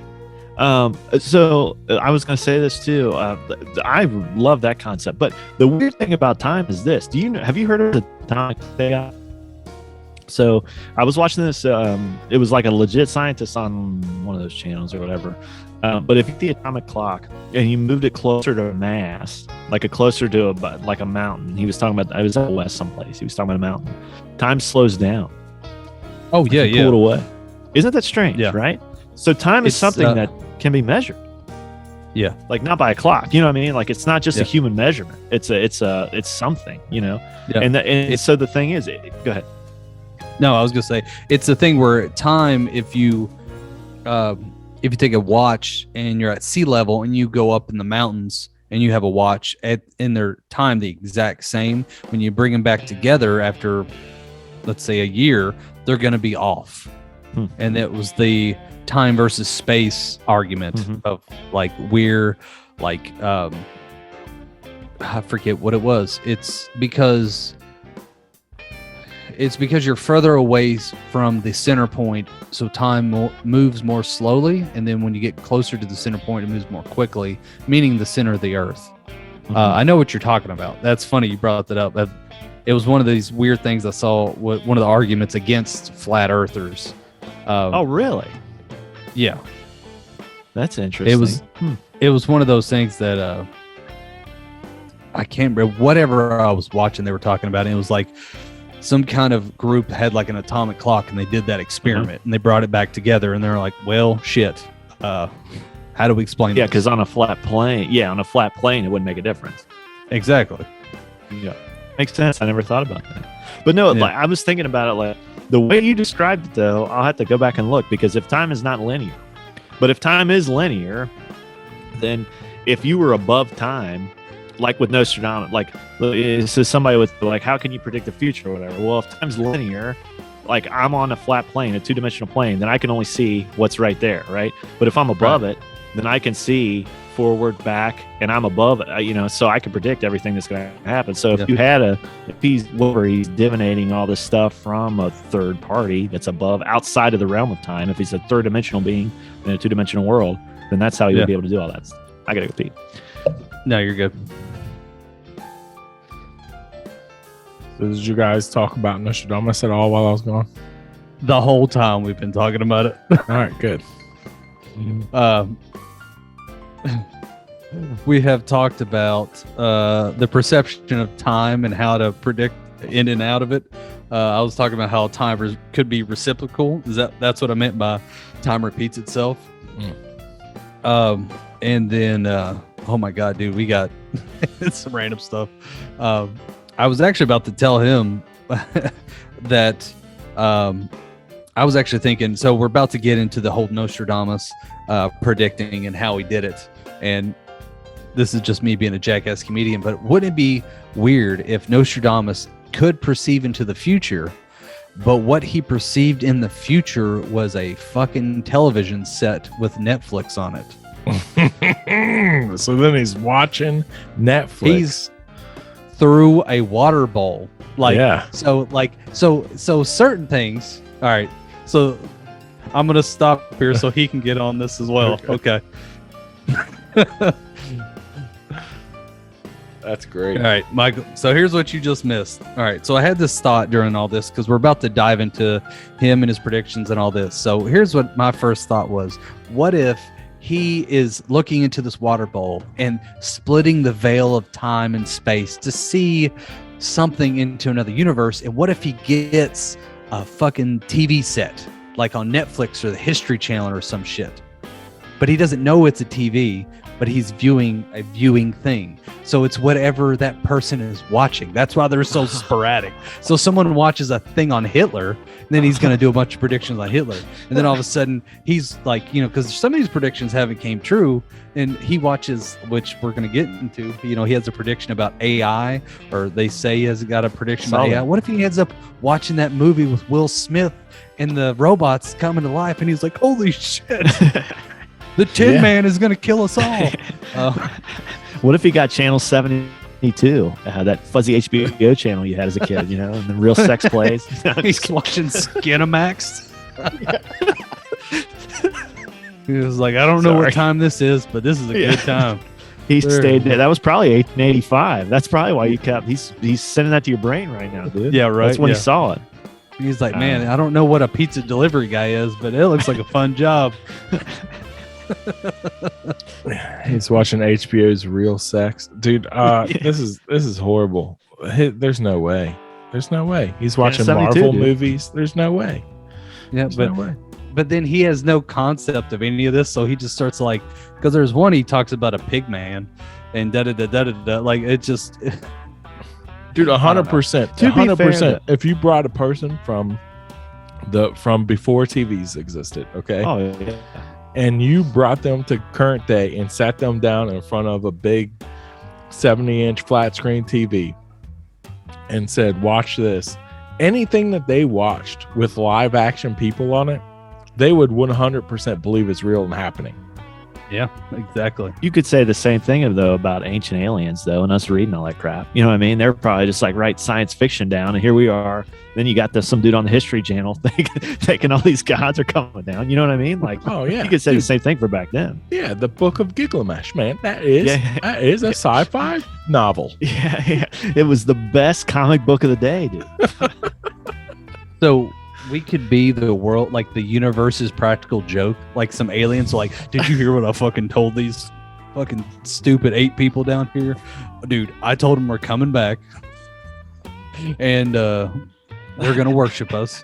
It's like, probably not even that in depth. It's probably like Michael just said, and it was just like a comic book or some shit that they had back then, and they just thought got lost, and it was just happened to be the one thing that we find, and we're like, it's their version of writing on the bathroom stall. We went down to Gallenberg last weekend, and I went to this bathroom, and usually you'll go to the bathrooms and they'll write like, oh, call Gina for a good time, and then they'll put the phone number there. This dude put the lady's home address on there. Address. Wow. And it was like to the detail. Yeah. So we ended up making a detour and driving out there. So yeah. She was good. She was good, huh? Did you write soberless thoughts on the wall in the bathroom? Yeah, I spread it on. Never mind. Yeah, never mind. I had a joke. Go ahead. You all go ahead. We'll have to give you some stickers. Go stick around on the. Yeah, dude. I'll smack that everywhere. Dude, on my last trip to Florida, every trucker bathroom has shit tons of soberless thought stickers. So sorry to all those gas stations. I have to try to peel those off. Honest to God, here's what you need to do. I was driving down the Newport Kroger. Somebody put a yard sign up, and it was a picture of like Trump and Biden, and it was like, one thing we can all agree on, this podcast. And they had their thing. I thought of you guys. You should do that. It was really good. And I was like, that's the most creative thing that I've seen. And I almost looked up the podcast. I didn't, but I almost looked up the podcast. Almost. Yeah. It was the closest anyone's ever got me. Hey, true. I mean, I don't. Every time I did drive from Vegas out to the big redwoods in California last year. And at every stop we made, I put a soberless thought sticker in one of those bathrooms. Is this? I honestly do I have to delete this because of all the vandalism that we just confessed to? No, dude, it's not vandalism. It's all how you market it. It's really just urban art. It's urban. It's urban art, dude. You're creating culture. Look, I asked every single one of those gas stations if it was okay if I put that sticker on there, and they said it was okay. Yeah. Gina at the 7-Eleven at Dude, she lives in Virginia. I got the address. You mean to dox her right now? No. Yeah. Poor Gina. She's probably good. She's probably had a lot of visitors. Oh man. What about Nostradamus? Tell us, Alex. All right. So getting back to Nostradamus, the man with the magic right hand. All right. So let me go back over. So Nickname the way high school, dude. the way he would pull his God, I'm going blank now. His predictions out. So let me reread this real quick. The wand in the hand is placed in the middle of the legs of the tripod. So he'd dip it into the tripod. He would sprinkle both the hem of his robes and his foot with water. Why? Because water is a natural lubricant. I don't know. A voice, fear. He trembles at his robe. Divine splendor. The gods sit down beside him. Nostradamus 1555. So that is explaining like what he did. Basically, he took a brass bowl full of water with a tripod over top of it, and he would kind of play with the water, stare into it, put water on his robe. You think this guy is his own like he's just hype? He's his own hype man, dude. Yeah, everything. Every time where it's explaining what he did, it's always Nostradamus. Da da da da da da. Yeah, like he's like I. This is what I did. This is how I did it. Yeah. But the stuff that I read of his quotes, though, he seems like a pretty humble guy. You know what I mean? Like he said, I'm not a prophet. I don't want to jump ahead, but he seemed like I'm not a prophet. You know what I mean? He's bowing down before the Pope. You know what I'm saying? I don't know. Oh, yeah. Because he's trying to keep his head. Do you know what we're talking about? That's true. He sounds like he read 48 Laws of Power is what I think. Yeah. This is 1500s in the France, man. I'll give you that. They're all about the guillotine. I'll give you Yeah. that. Inquisition. It's a witch. Burn him. Yeah. So he would usually do this at night, by the way, light candles, shit ton of candles actually, move his wand across the water to help open up the veil of time. And then he would get into a trance in the reflection of the water, and it was said to last an hour or two. And then when he would snap back out of it, he would then write 4 lines of poem, which we've kind of hit on a little bit. In basically 4 lines being a quatrain, and he wrote 1,000 quatrains, 4 lines, and then he'd separate them into 10 groups, meaning 100 centuries. So no, I'm so sorry. this water thing. Sorry, go ahead. Yeah, no, I realized I said that wrong real quick. So he did 10,000 4 lines, and he divided that into 10 groups of 100, and each 10 was a century. Damn, that's confusing. Go ahead, water. No, all I was going to say with the water thing is that is really weird though, because Satanists or magicians do the same thing right now. They look into this. It's called like a sky mirror or something like that, and they look into it. And one of the incantations they do is they ask the spirit that's going to introduce itself to not come in a horrifying way. Which, first of all, if you're talking about that dude, I don't know. But but it's the same thing. He was doing the same thing back then, and I just wonder if there is something to it. Maybe it got carried on into all this black magic stuff that we have today. Yeah, good possibility. Yeah. Sorry. By the way, Mike, you Odenbeck, you did miss the part where me and Michael Reimer were talking about Nostradamus being actually a wizard and actually being oh my god, I just went blank. Holy crap. Merlin. The most famous. Thank you. He's Merlin. He's Merlin that's aged out. What's his name? Who was Merlin there for? What was the Merlin was there with King Arthur back in the day. Yeah. So it would have been way before this time. It wasn't this time? No, it would have been earlier, but we were talking about like, what if Merlin was immortal and lived past and then just moved to France because he was trying to hook up with French chicks because they're more fun.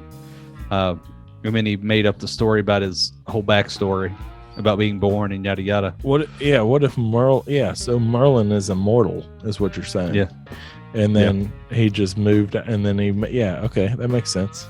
Yeah, I get it. Yeah, I'm there for that. I think he's a fraud. Did we get into that yet?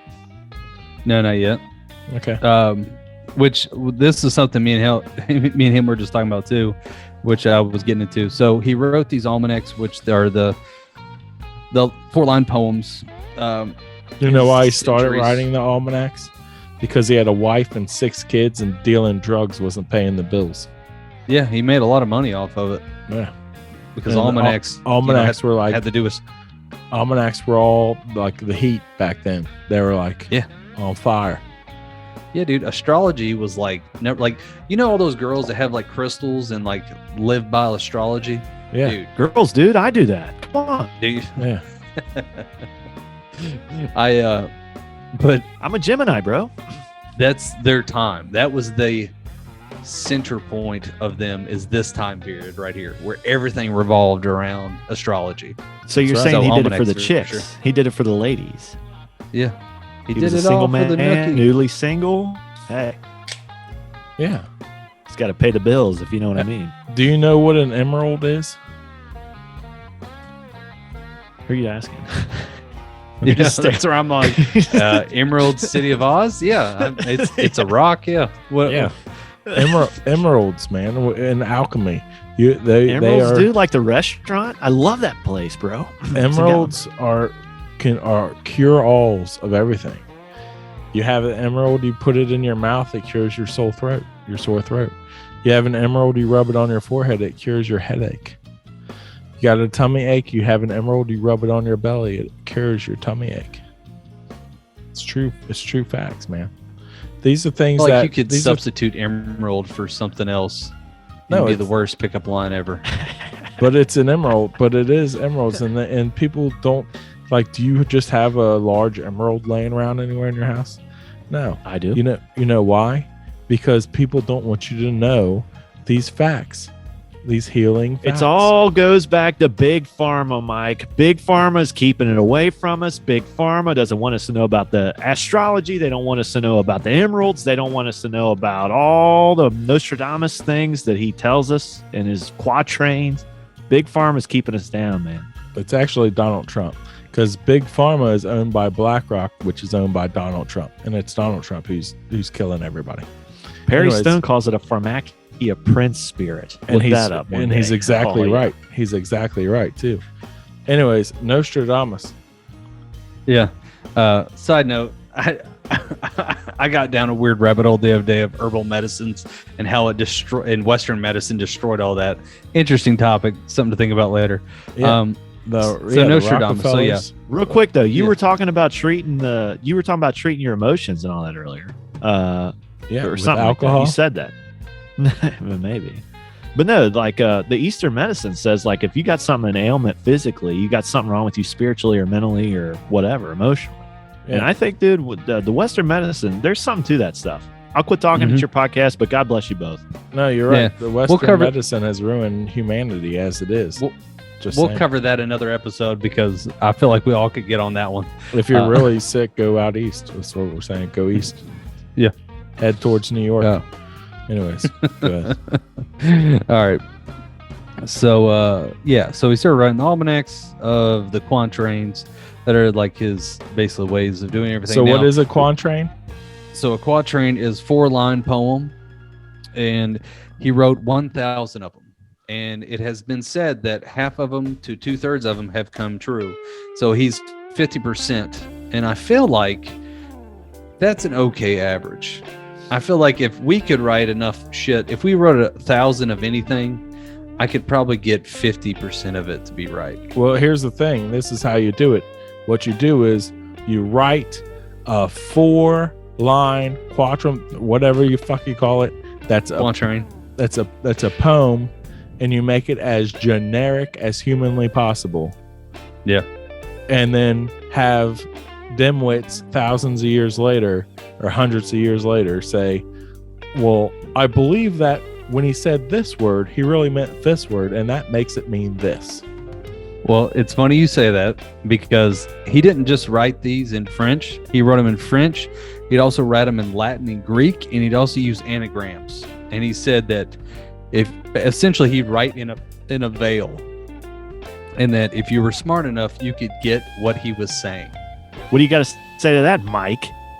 I say that he's plagiarizing, is what I say. Okay, so let's just go into it because I'm tired of beating around the bush here. This is what he did. I know for a fact this is what he did. All the historians know at this point that this is, and anybody who disputes this is just somebody who is hanging on the Nostradamus. Okay, this is what he did. Nostradamus, nice word. 100%. This is what he did. He would go and get an ancient book, one of the ones that he talked about burning after he was done with his shit, right? He'd go get one of those books, he'd flip it open to a random page, and he'd grab some shit out of there, like, boom, that line. And he'd write that shit down and translate it, because nobody in France in the 1500s knew how to speak freaking Latin. Most people, like the common man, you and I, don't know how to speak Latin now, do we? No. So he would get this Latin book or whatever ancient text that he has, that because of his upbringing, he had knowledge of able to read it, and he would read it and then basically plagiarize right out of the book. And he would just open these books to random pages, and 100%. Some of these Q word poems, whatever the fuck it is, quantrums. Is that how you say it? Quatrain. I thought you were gonna say some kind of a slur with that. Most of these quatrains are almost word for word out of these older books that he had, that are known, that it's known that he had these books. Mm-hmm. And he would just, that's what he would do. He would go into these books. He'd be like, boop, boom. He'd like basically close his eyes, flip through a page, put his finger down on a page, open his eyes, and that's what he'd write. But playing Nostradamus advocate here, but wouldn't that give it? Wouldn't that give a little credence though to that there's some truth? Like, it doesn't matter who gives the prediction, right? Yeah. If it's true, History, like, then that means that the old itself. people back in the day. Well, okay, well, you be that, but it could be that the people back then were hooked up. Like, there's this idea that when we were created or whatever, we were closer to our creator or God or whatever, and then as time went on, we lost connection with all that stuff, right? So the people from ancient times would have a clearer picture of the truth or whatever, and they would have a better way to communicate with their deity. So maybe those people really did know the future and could see things, and maybe it got lost to history how they did it. But either way, maybe that's why Nostradamus said, like, well, I'm not a prophet, I'm just stealing all this stuff. But either way, if it's true, it's still crazy, right? Like, maybe there is something to it still. It doesn't mean it's any less credible. Yeah. I think if you go and you put your finger down on a book and you write exactly what it is.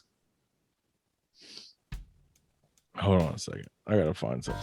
I'm going to say I agree with you. I think that he was full of absolute garbage. But I do think, though, there is something to being able to predict the future, or at least getting glimpses of things that you don't understand in the future. That's what I'll say, as your guest, as your humble guest. I'm 5 years deep. I'm just going to tell you what I think from here on out. So he opens a book, okay? He opens a book that's an old King Arthur book, let's say, okay? He opens a King Arthur book and he goes to the page that King Arthur slayed the dragon. And he's like, oh, okay. So, and the page that I pointed to, in the story that's going on right now, King Arthur slays this dragon. So I need to make this as generalized as possible, but it's got to have this theme to it. So there will be a mighty leader, and he will vanquish a beast. And then that'll be like what he puts in his 4 lines. And then, like, however specific he does with a saber of metal or whatever, And that's how you do it. And that's how, dude, if we did this 1,000 times over and if we just grabbed my son's book of little kids books, right? We grab a random book out of my 3-year-old's library and point to a random page or just a random kids book and turn the theme of that book into the most generalized prediction of the future you could possibly think of. Over hundreds of years, we're talking hundreds of years, somebody will be able to take a portion of that poem, 4-line poem, and say, okay, that makes sense for this. Because if you actually look at the words, the actual words that he said in his almanacs, in his predictions, the actual words, not a single one of them makes sense for what they're saying it's for. None of them. It doesn't even come close. They are pretty vague. I will give you that. Because you have to have a lot of circumstantial evidence to yeah, man. Because it's funny you even said that, because I've got the beginning of the stories of all this. I've actually one that was the first one that grabbed me, that I was like, all right, that's a little. So like essentially it was what is it? The Queen of France, Catherine de Medici. Butchered that, whatever. It's a Medici? Medici, thank you.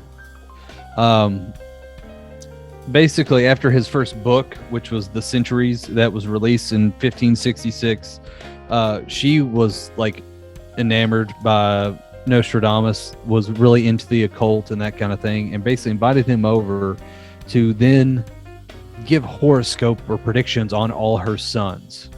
And he basically made them walk by a mirror and looked at their reflection in the mirror. And as all the sons passed in the mirror, he could see the character of the person now and then predict in the future of what will happen. And he predicted that 4 out of the 7 of her children would die, leaving her with 3. And in his words, it was the 7 branches will be reduced to 3. Was like his prediction. Now, ironically, it did happen that way, that eventually her children, they enough of them died off that she only had 3 left at one point. But some of this stuff, though, they say happened apocryphally. Like basically people made up stories after he died with this kind of stuff. So it could be a case of that. I mean, I'm not saying out of all 3 of us, I guarantee I'm the one that's going to believe it. I'm just throwing that out there. But I'm going to throw this out there. So if you think about it, I don't care if you have 7 siblings. If you're one of 7, there's 7 of you, right? At some point or another, 4 of you are going to die, and there's going to be 3 left. That's right. Unless the 4th and 5th one die at the same time.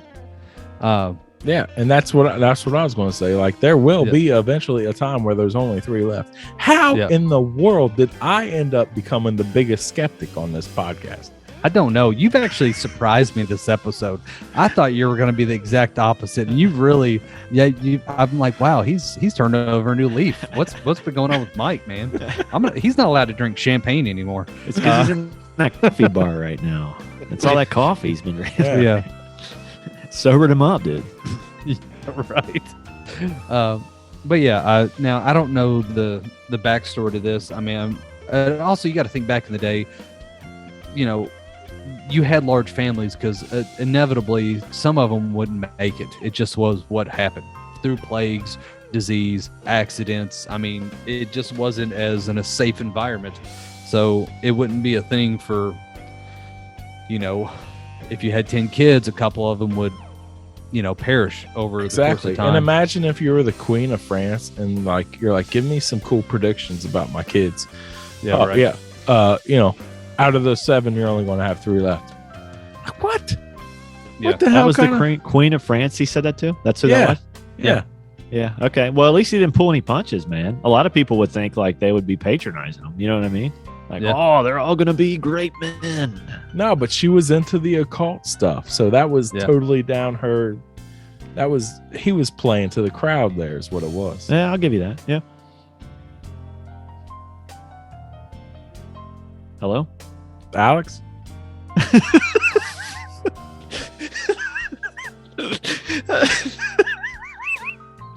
I do that to Kelly all the time.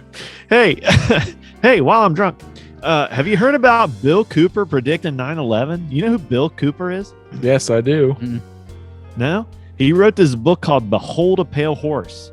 Now, it turns out that it was written by he got the idea from some cult leader. But do you want me to play like 46 seconds where he predicts 9/11 on on June 28th, 2001? June, so the same year he predicts it. Yeah. I'm playing it. I don't give a All right. Believe it? Supposedly, a CNN reporter found Osama bin Laden, took a television camera crew with him, went into Osama bin Laden's hideout, interviewed him and his top leadership, his top lieutenants and colonels and generals in their hideout. This is a CNN reporter with a camera crew. And he came out and told everybody, within 3 weeks, Osama bin Laden is going to attack the United States and Israel. Now, don't you think that's kind of strange, folks? He keeps going. But he didn't actually say that on the report. So I said all this to say, I think that there's something to it all, man. I think that people get a glimpse of what's going to happen in the future. Well, he Whether didn't it's say they have 9/11. good- He didn't say planes. No, I know. I didn't want to play the whole clip. You can pull it up on YouTube. He does say it later. I did check it out. But I just want to give you a little taste. Oh, yeah, he don't say planes. He doesn't tell you exactly when they're going to do it, but he says they're going to attack the United States. Yeah. Like 10 years before that, somebody blew up the World Trade Center friggin' basement. Did you ever hear about that? Nobody talks about that. Yeah. Okay. Well, you guys know. So, Alex, what we're going to do How is about that Nostradamus? we're going to come up with our own predictions of 2022. Alex, you have a frozen face again. That creeps me out. Hello? Alex, there he is. There he is. And I'm He's back. Okay, yeah. All right. God, I can't wait to get good internet one day. Alex, how much we got left of Nostradamus here? Because we need to give our predictions for 2022 real quick. All right. Well, I was gonna say I've got a. Let me Just just. pilfering pages there. You got Dude, like 10 pages left, dude. You were right. Honestly, I've got like 3 pages front to back, but I could jam through them real quick, and then I've got the predictions for the future. So let me just jam through a couple of these that are like the ones that are supposedly came true, and we'll move on pretty quick. How's that? Okay. Because if not, we'll be here for another hour.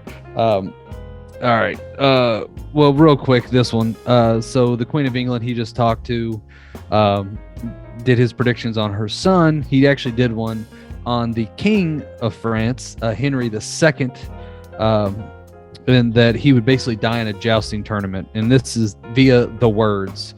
The young lion will overcome the old one in single combat. In a cage of gold, his eyes will be put out. 2 wounds in one, then to die a cruel death. That was the words of Nostradamus. And basically what happened was in 1559, there was a fatal accident. The king had his daughter got married, and they had a joust as a celebration. And his basically his captain of the Scottish Guard, him and the Scottish Guard guy decided to joust each other, right? They jousted, they hit a splinter, a giant piece of wood jammed into his face, which took out one of his eyes and went behind his left eye. And basically it's saying because his helmet was made of gold, that was the gold cage, the splinter went into his eye, took his eye out. 2 wounds into one. It was because it took out his eye and basically stuck into his brain. It took him 10 days to die of infection. So it was a gruesome death. So they all think that the old lion, meaning Henry, King Henry II, was the old lion, and the new one was the Catherine. Her son would be the one to take over. And actually, after that, a bunch of people went to the Inquisition, was like, "Fuck that guy, Nostradamus. He's the devil." And they basically went to go, "All right, fuck him. Let's go get him." And then because he was friends with the Queen, and she was such a beloved fan, she actually pardoned his ass, and he was not taken down by the Inquisition at that time. So it's good to have friends in high places. That's exactly right. That's where that saying comes from. Yeah. All right. So here's the most famous ones that that every time you talk about him being Nostradamus, what basically is part of him, like they always say, is what made him famous. So, all right. So the first one is Napoleon Bonaparte. Basically, as his words go, an emperor will be born near Italy. He will cost his empire very dearly. They will say that from the people that surround him, he will be found less a prince, more than a butcher, or than a butcher. From a simple soldier, he will attain the empire, and from short robe, he will attain the king.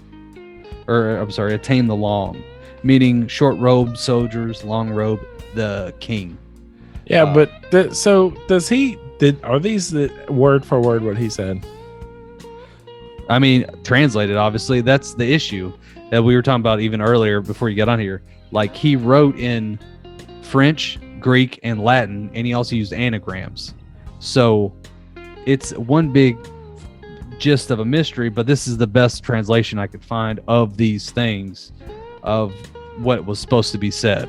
This is why, because I heard that there's like the translations are a lot of the one, because he's writing in, when he does write in French, he's writing in French from the 1500s French.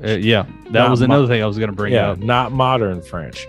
And then exactly, and then not only that, but a lot of the way that they printed their papers back then, there was a lot of spelling errors, unfortunately. Yeah. So and grammatical errors. So printing press. Yeah. Yeah. So you got all these. He's writing in multiple different languages, and he's coming up with references to shit that happened in his time and even before his time, that he's reading in ancient books, and then on top of that, you've got all the issues with the printing press and all that. So it's and from what I've heard, it's nearly impossible to get an accurate translation as to what he was trying to say. Well, yeah, I mean, no one will fully know unless it's him.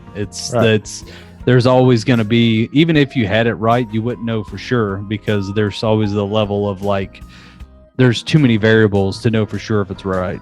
I mean, me and you had James Kilby on here, which me and Michael Reimer were talking about, of him speaking Old English, where we were like, we have no idea what the fuck you're saying. Yeah. And it's because there's that generational gap of like the evolution of the language on top of using slangs and whatnot. Even if we went back to the 20s, we could talk to people, but there would be some level of like, I don't know what the fuck you're talking about. We know, you know. Yeah. So, and somebody from back then comes to in a time machine to now, it's going to be the same thing. They're not going to know a fucking word that we're saying. No, at all. Especially if you're, you know, speaking like I do outside of this podcast in pure Ebonics. Yeah.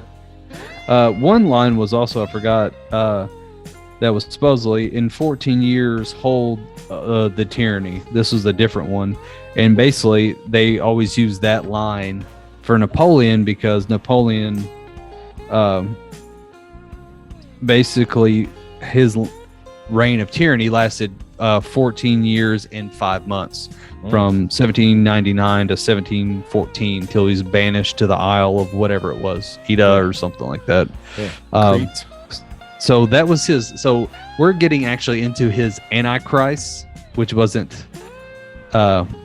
Antichrist. Yeah, because Watch it, Mister. he didn't. Well, that's what he called it. Well, you got to think too. If this is true, and he looked into the past, Hold on. he didn't know. First you're calling him Jesus. Now you're saying he's the Antichrist. No. He's calling Napoleon the Antichrist, the first one. Oh, okay. Napoleon was a good strategic dude. Yeah. Napoleon was a military genius. Well, Dude, he I wasn't win saying with it him as all the time. Sorry. I was gonna say he wasn't saying as religiously, like he's bringing the doomed apocalypse of Catholicism. He's saying as like a person that did everything to abolish millions of people, like kill, like just did Wait, things. You saying anarchist? Anarchist? No. He said Antichrist. This Antichrist. There were supposed to be 3 of them, and this was the first one. The second is Hitler. Alex, you should know. Alex, you should know. Oh. You should know this more than Michael and I. But Napoleon was actually one of the first most renowned stand-up comedians. Did you know that? No. Yeah, he Alex, would do get you up. have a routine? Do you do stand-up? Yeah. Yes, I do. Napoleon would get up in front of his troops and do like a full 30-minute bit in front of his troops and just have them hysterically laughing. Yeah. And then as part of his like getting ready for war. Is that true for real? You're not making Yeah, that that's up? true. It's true. Interesting. He's one of the first like recorded, like known people to have like to be like proficient in stand-up comedy. Do you think it was like dark humor? You know what I mean? To kind of get him prepared for death? Yeah. I bet it was. Oh, yeah. But it was funny, whatever it was. A lot of dead baby They jokes. said he was hilarious. They said he was a hilarious guy. If Anyways, we can only, continue. now I'm going to go look through the history books to find a Napoleon Bonaparte joke. Oh God, that way would ahead of you. Yeah. What do you say to the Brits before you slaughter them? I don't know. Anyway, so the second Antichrist, and his meaning just a horrible person in time, was Hitler, or who he described as Hister. Sorry. See, that's not true either. So I know. Well, let me get through this. Good.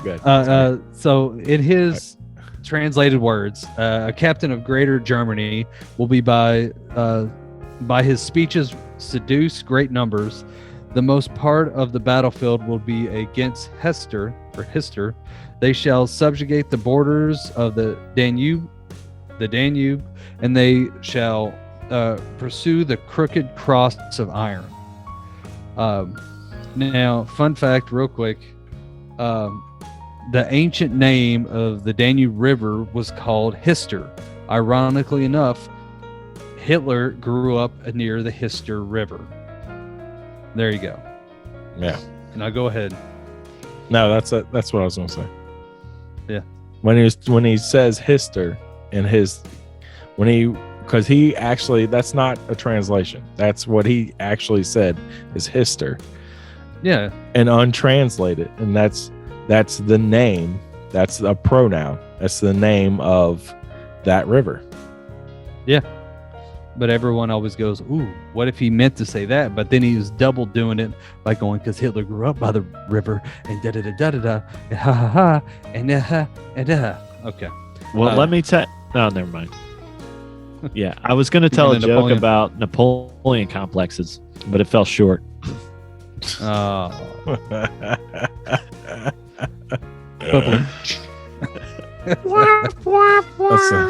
That's a cardinal, ladies and gentlemen. Oh my God. All right. I got to tell you a stupid ass dad joke I said the other day. Y'all ready for it? Huh? I'm ready for it. You're what? All right. She's going to bed and she's pissed. Uh-oh. So I said hi. Mike says hi again. He said, what's up? I want to hear the joke. All right. So, do you know what the difference is between, oh my God, I just went blank on it. God, beer. That's a good one, dude. Yeah, you're welcome. All right. Do you know what the difference is between Dubai and Abu Dhabi? No. All right. So Dubai they like the Flintstones, but Abu Dhabi don't. I'm sorry, Abu Dhabi do. That's what it was. Yeah, I got it. Oh, I love the Flintstones, but I watched an episode the other day, and the jokes are just so dated. Yeah. As Yeah. a joke. You're on fire, my God. Yeah, Yeah, I right. stole that from Norm Macdonald. That was a Norm Macdonald okay. joke. That was good. Sorry. No, that was solid as a rock. Yeah. All right. All right. So the third Antichrist has not come to life. Yeah, he is. It's Donald Trump. Anyways. Whatever could happen, which I've got ones that people think is what is supposed to be the actual Antichrist one. I got one on Shay. fan. Yeah, dude, you got Shay behind you. I've been wanting to say something this whole podcast, dude. You got Shay right up in your upper left-hand corner, bro. Yeah, well, there's actually more than one. Yeah, there's There's multiple. one right there. There he is. Yeah. Yeah, there's. Oh, is there more than one? Yeah. Is that him? Yeah. If you Oh, I didn't zoom know. in, there's like I think there's one like right here. Yeah, right there. Yep, you're right. Yeah. I got bored one day and started looking at all these. I'm like, man, there's a lot in the background of here. They love communism, dude. Yeah, These millennials. Let's see. We won't worry about. We're gonna scoot past Maria Antoinette and that prediction. How about JFK? You want to hear that one? Yeah. Yeah. Okay, so this is the, whatever the words that I've gotten for the JFK assassination in November 22nd, 1963, and it goes something like this: the ancient work shall be accomplished from the roof. Evil lighting shall fall on the great man. Being dead, the will accuse an innocent man of the deed, the guilty one hidden in the misty woods. Not only did it predict JFK's assassination, but it also predicted the grassy knoll. Exactly. It went, Yeah. that ain't the fucking guy. So there's Yeah, one. got the If you're wrong a man. conspiracy guy, you're like, fuck yeah, Nostradamus. He's a patsy, use- dude. I'm gonna use Nostradamus that was as a woke. reference. Nostradamus was woke, dude. Yeah. He was red pilled hard. He knew what was dude. He saw through all that bullshit. Everybody Yeah. knows that it was a Secret Service agent that shot and killed. I think it was JFK. George Bush. George Bush's dad. Or It was his something, wasn't wife. It was his wife.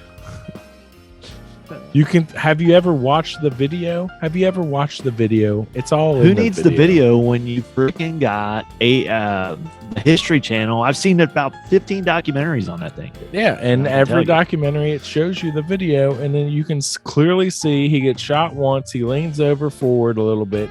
She cuddles up underneath him, sticks a gun right underneath him, bam, blows the back of seen his it. head out, and then she jumps out of the back of the car. Wait, so it was what's her name? What's that lady's name? Jackie Onassis. O? Yeah, Jackie Jackie O? Onassis. Yes. She was too beautiful to be an assassin. Dude. Come No, on. dude, She she was was a a sleeper. plant for sure. Yeah. Look at her. All I know Look is at right who her before that husband he is. said- Look who her father is. Who is it? Who is it? Google search who her father is. Enough yeah? said. Enough said. I mean, I'm guessing you all know about the whole him setting laws that would go against the Rothschild and the Federal Reserve and all that Secret stuff. societies. Yeah, dude. Yeah, he's trying Yeah, to infiltrate. He was trying to shut down the centralized bank and Yeah. big pharma at the same time. Oh, dude, you talking about Blackjack Bavair the third? Jackie That's his Onassis' name. dad. That's what it says. Blackjack Bavair. Yeah, Blackjack Bavair. yeah. He Why was does the that sound like father a of the pirate? first lady. That's what I'm saying. He was a big banker, wasn't he? Wasn't he a banker? Probably. Did Big bank, Nostradamus predict that? Uh, Surprise me. I yeah, bet right if here you, it says if you read enough of Jackie O of the Seventh Light. No, I'm just kidding. That was in the seventh quatrain. Yeah. I'm trying to think what else. I got one. Real about quick. I'm sorry. Real quick. Is there You're good. because I know you know this. Is there a reason he did 1,000 quatrains? Like, is there a reason? Like, does that mean something? You know what I mean? Like, is that some kind of code? Because it seems like it would be, right? Yeah, So- because he did. Go ahead. I know. Well, I was going to Go say ahead. there was he couldn't see the end of time, but he could see to the end of the world. And there was actually a date that I could not find. Like I saw it during all this, and I didn't write it down at the time because I was at work, and I was like, all right, I got to go find back in that. And there's actually a time period that is the end of his predictions, and it was like 2012.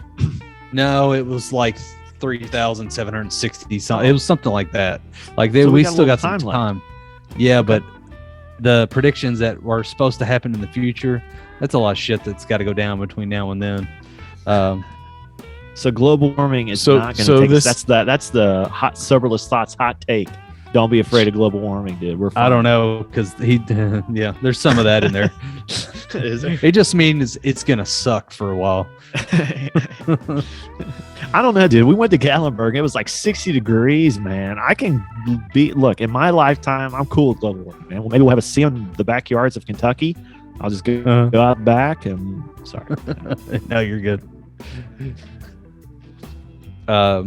Thanks for having me on, guys. All right, so listen, this is why it was 1,000. Okay. He did 4 almanacs, and in each almanac, he did 2 predictions per month. He also did a couple extra almanacs that he would throw in just randomly for the year, just for good measure.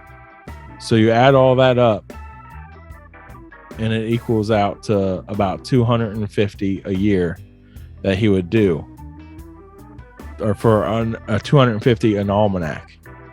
And then he did 4 of those, and that's where you get the 1,000.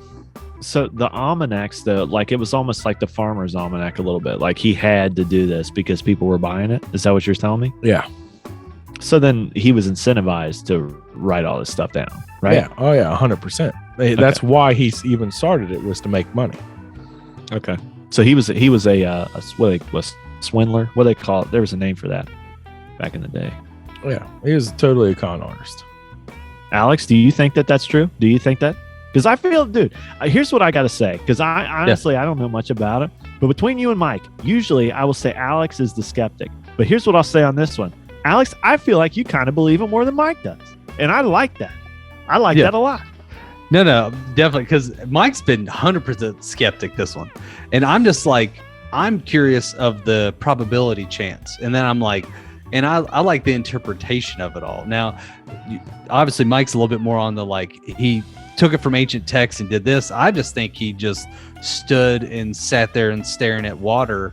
Or, you know, if he was an alchemist or whatever the pharmaceutical thing you're taking, he's sitting there gobbling up drugs and, you know, morphine, all sorts of crazy shit. And he's just writing random shit down. And he's having fucked up dreams of like, you know, and some of this stuff can't, I mean, you know, you can, if you live in that kind of time period, you have the mindset of having like there's going to be warlords, there's going to be people, there's going to be horrific things that are going to happen in the future, because there's so much that's happened in the past so far.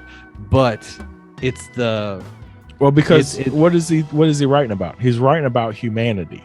Okay. Yeah. And humanity is always gonna human nature does not change. Yeah. So that's it.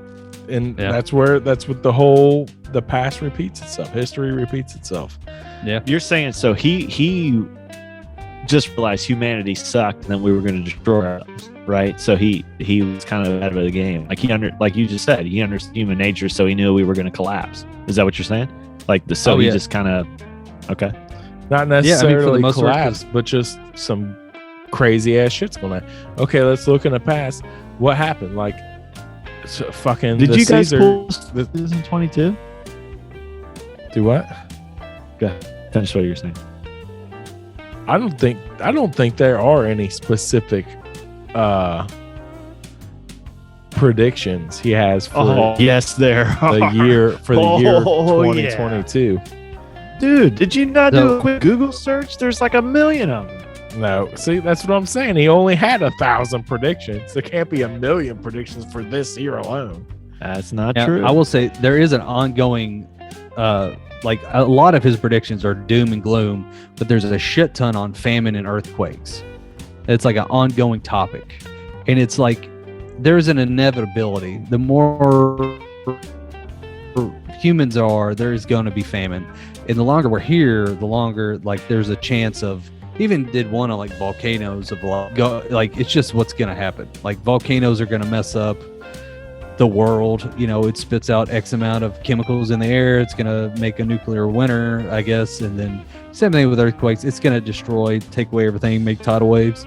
So, dude, not a single one of his predictions had a specific date associated. How dare with you? it. How dare you? It's a fact. It's a but what if fact. the quatrains are? What if they're the centuries of that era? But they're I don't not. know That's if what I that's was actually true or asking. not, but That's I'm what just honestly. talking That's shit what I out was my asking. They, Yeah, but Seriously, they, that's what I was they're asking not. because it seems like it, right? but they Yeah. weren't. Yeah. They were literally that year's almanac. Yeah, they are. Dude, he all over the place. He predicted the dramatic effects of climate change. You ready for this? Change. Like the sun, the head will seal the shining sea.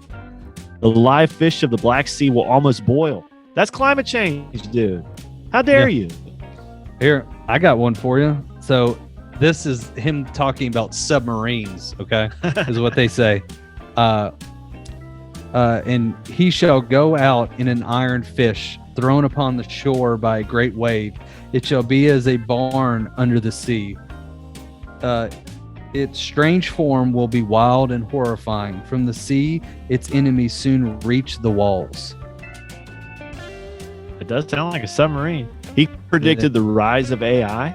The moon is full of night over the high mountain. The new sage will lone brain. What?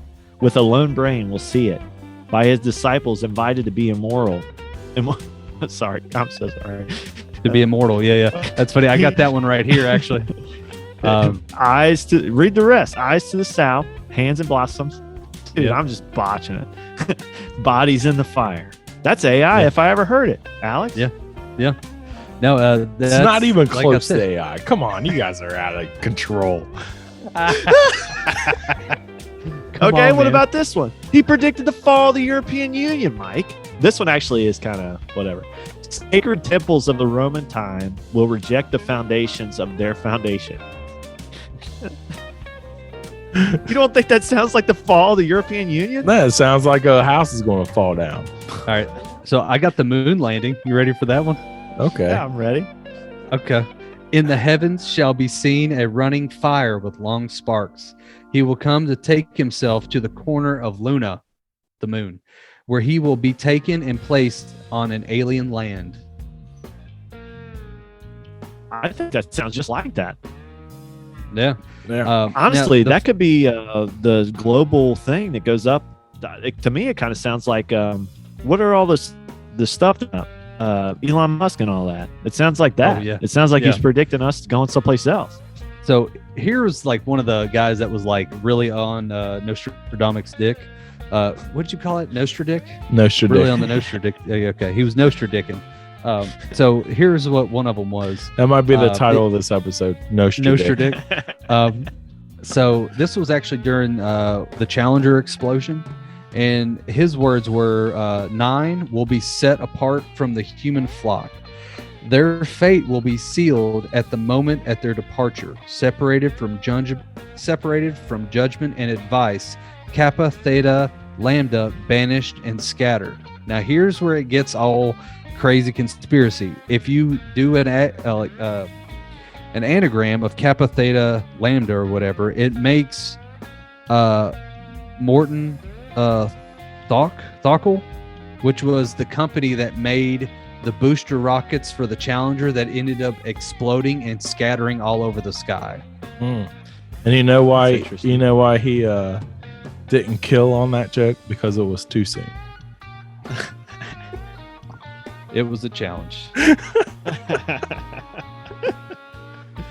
I'm typing in Nostradamus COVID right now, so you're getting ready to have your mind blown, dude. Well, here, while you're looking that up, I got some that's so these. I've got one more that's about the past for us, which is the Gulf War, and I've got some that's supposed to be for the future. So, real quick, the Gulf War was very nearly 1 million men toward Persia.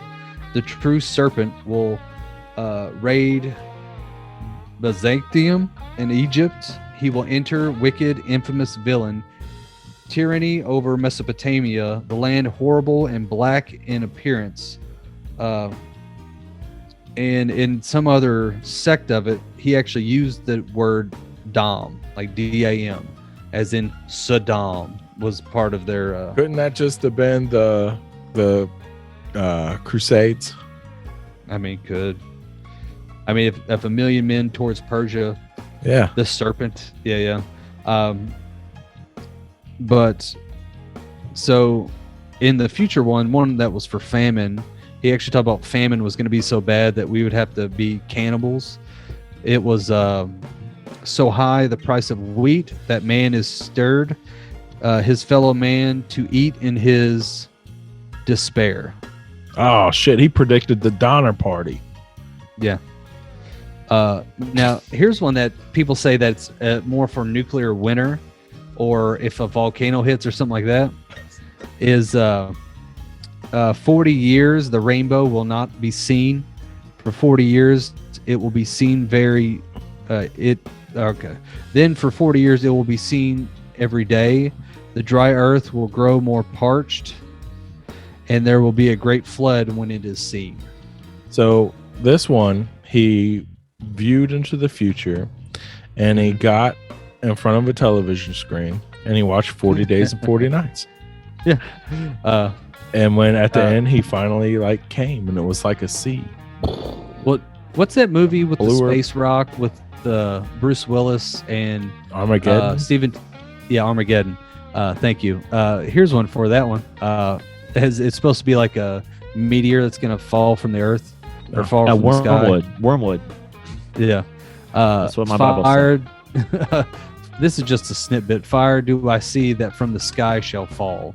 And I saw another one that actually said, So he's copying out of the Bible now. yeah. Wormwood. Yeah. Did you guys see this? Qued.com broke it. This was broke by Qued.com. Nostradamus wrote in the year 1551 this, exclamation point. There will be a twin year, quote unquote, 2020, from which will arise a queen, and they're putting in parentheses here, Corona, who will come from the east, China, and who will spread a Kamala Harris. Yeah, it could be. It could be. Oh, dude, it could be. Yeah, In because this she's from darkness that of area, night. and she'll be the queen. Maybe I mean, this I- is Kamala Harris. Dude. I don't Yeah. want to get in these predictions just yet because I really like this. But have you ever seen the episode where the Simpsons predicted that Lisa would take over after Donald Trump? And I even put that on my Facebook. Like, this is going to happen. The Simpsons are never wrong. Yeah, it will be. They did Kamala predict an Harris. odd amount. Now, just before we get to Queen the rest, I'm Kamala. going to tell you the rest. And if we got any other random shit, we'll finish She's- out with it. The most black person I've ever met. The That's racist. How dare you? Alex, you're racist.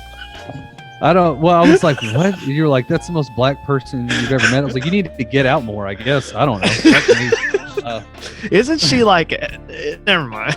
She's not black, right? Like, isn't she like some other other color? Never mind. Forget it. Is she black? I thought She's she was mixed. Indian. I don't know. She's 100% Indian. But she I has thought a she was something dark else. complexion. No, she's Indian, dude. Both of her parents are Indian. Okay, that Her was my dad's question. her Yeah. dad's from Jamaica, but both of his parents were from India, and his mom was from India, and her mom was from India.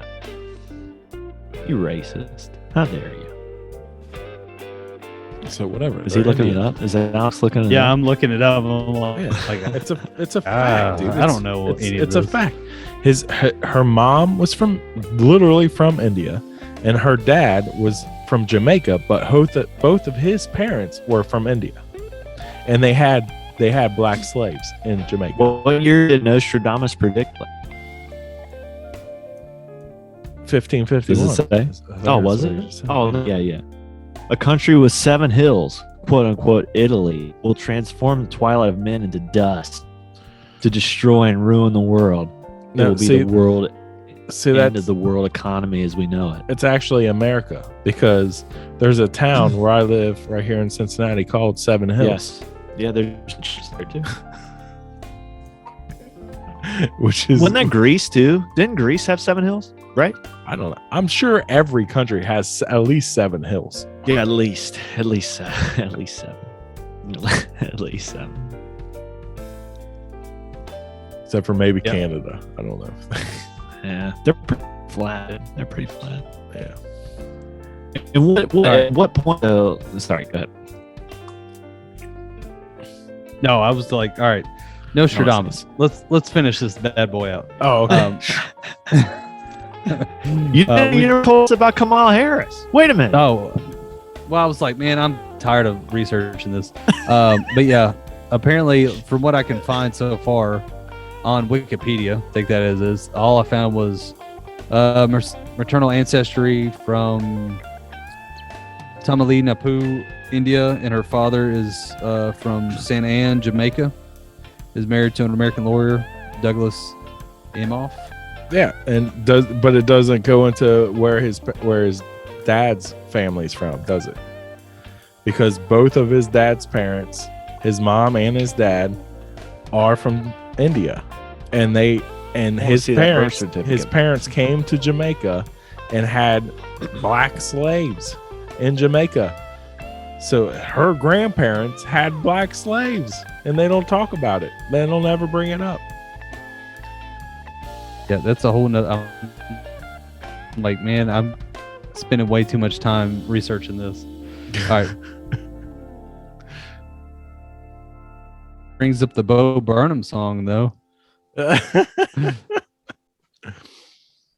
All right, so let's finish out Nostradamus. Yeah, let's cut all that out. All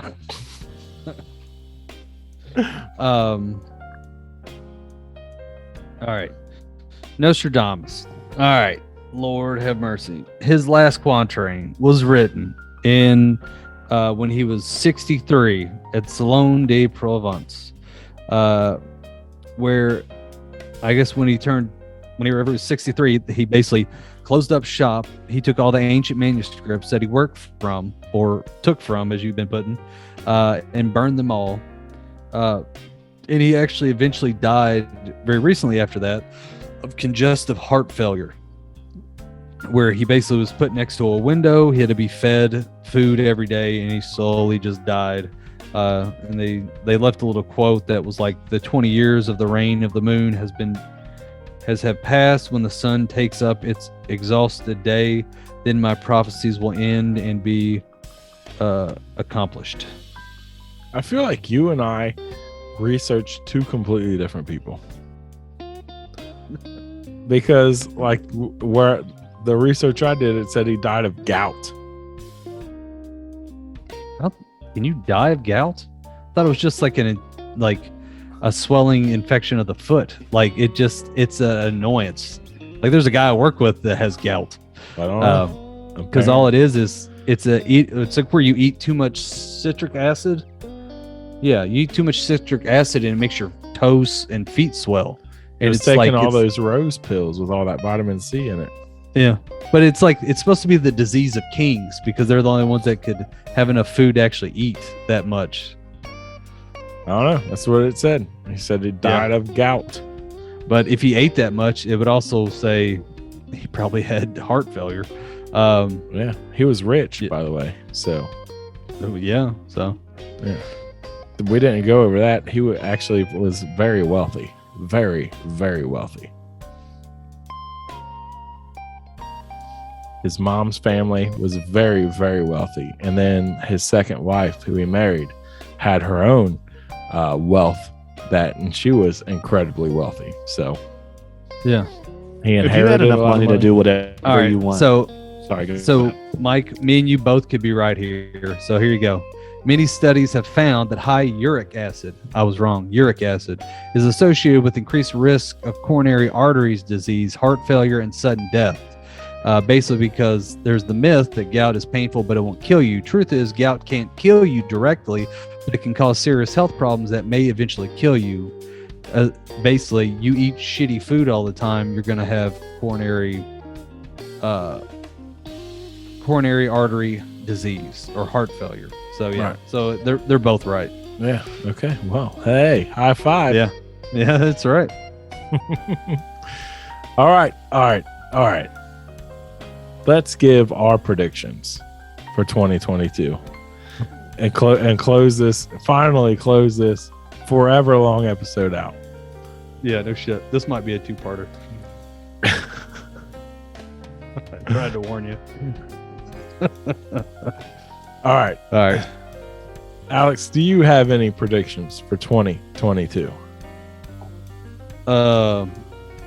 You know what's funny? Me researching on all this, I didn't even think of what I think is going to be, that's going to happen is we're going to keep rocking on this podcast, and we're going to bring to you the hottest takes on all the ancient, the nowadays, the future, the everything that was this, then, and there between, soberlessly, as we can. I think that's definitely going to happen.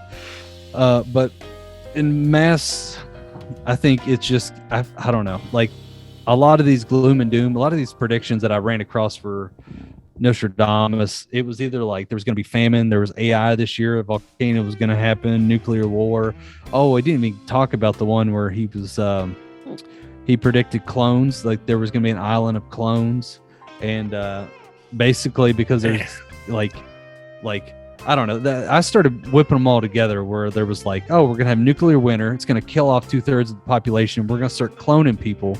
And then he is basically predicting these things in order. So maybe if we have all these clones of the same person, much like crops, like corn, we have too many of the same varieties and one disease comes in and takes them all back out. I like your idea that he was just watching TV, because that's the movie The Island is just an island of clones. Yeah. So, I mean, essentially, it just makes sense. Like, what if it's funny to me to think of it in that way. Like, he has this immaculate power that could see the future, and he just zones into a television set because he doesn't know better. Yeah. And he thinks that's the word. What if he's getting brought cable television? Yeah. He's just somehow tapping into cable television through the airstreams in the future somehow. It makes sense. It's all electricity. Yeah, he's honing in with his dowel rod and water bowl.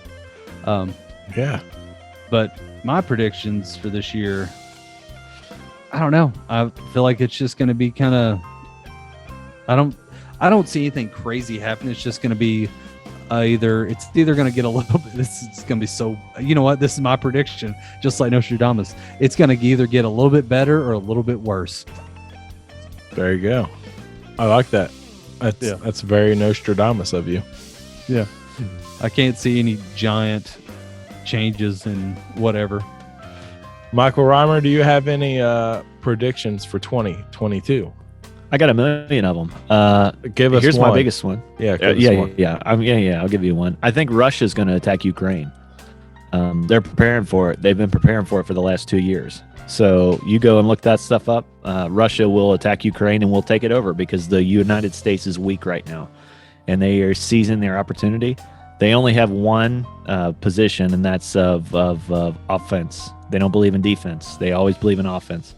So I think that Russia will take over Ukraine this year. Okay.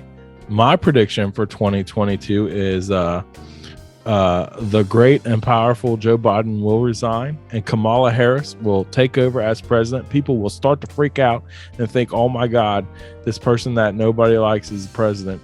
But she will actually rise up and be like an incredible leader and an incredible president, and way better than anybody had ever thought that could have been and predicted, and will guide us into a stronger United States of America than we have ever known before. And then we'll be reelected again and will lead this country into infamy as the greatest superpower to ever exist. That's my prediction. I'm surprised. And it will all start this year. It'll start at some point this year. Yeah. I see it happening. I did forget a couple of things. So, real quick, there was a couple of other people's their own summary of Nostradamus, and I forgot two of them. Was there's supposed to be Vladimir Putin's assassination was supposed to, like, he's tried to been assassinated so far. There's been failed attempts, and apparently it's supposed to happen. And or Kim Jong-un is supposed to get like he's supposed to get sick and pass away, and someone in his family is supposed to take over. God, I hope not, because his sister is next in line, and she is a psychopath. She is. Yeah. So that was something that I found out on the interwebs. I was like, interesting. And they didn't give me any reference to Nostradamus, but they said that's what he meant. It was one of those. I'm like, I think you're just making shit up, but fuck it. Do you have a real prediction for this year, though? Do you think you think it's just going to be a regular mediocre year? Because I could see that. But do you have any kind of real prediction? Not really. I mean, I'm just not a predictive type person, man. I just take it one day at a time, just whatever comes my way. But yeah, I feel like I've always been that way. I'm just not one of those people. It's just like, if shit goes sideways, we'll deal with it then. If it doesn't, we'll just keep on trucking. Right. So, but I don't know. The whole pandemic thing, I'm gonna guarantee nothing's gonna really.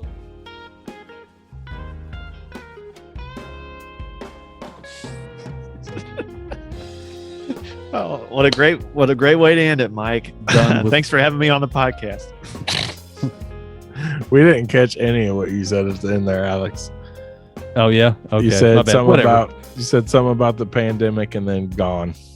Oh, my bad. I basically just said I just feel like it's just gonna be more of the same, and then everything else nothing's gonna happen till like that gets resolved for the most part. For us to actually get back into, I don't know, hating and fighting between countries and everything else. So, I think you're right. I think they've had too much happen in 2 years. They need to calm down so they can be in power. That's what I think. Yeah, I think Kamala Harris is going to take over and be God supreme.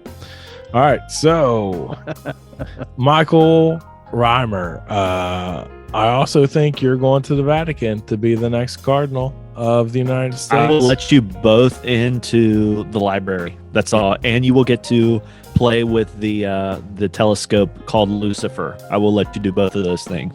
I want to see the ancient relics. You will get whatever you want. Whatever you want, please. you got. Okay. Yeah. All right. Thank you. Anything that you want to promote? Is there anything that you promote anymore? No, dude, that's the best thing, man. And I've just come on here. I'm freestyling. In the words he's a of free agent. the Antique. Yeah, I'm a free agent, dude. So I'm just living the dream. Hey, I will say this. You guys have a great podcast. I really appreciate you letting me be on, especially for all these weird episodes. Sorry for cutting everybody off, but that's kind of my MO. So I appreciate it. I had a great time. I'd love to come back.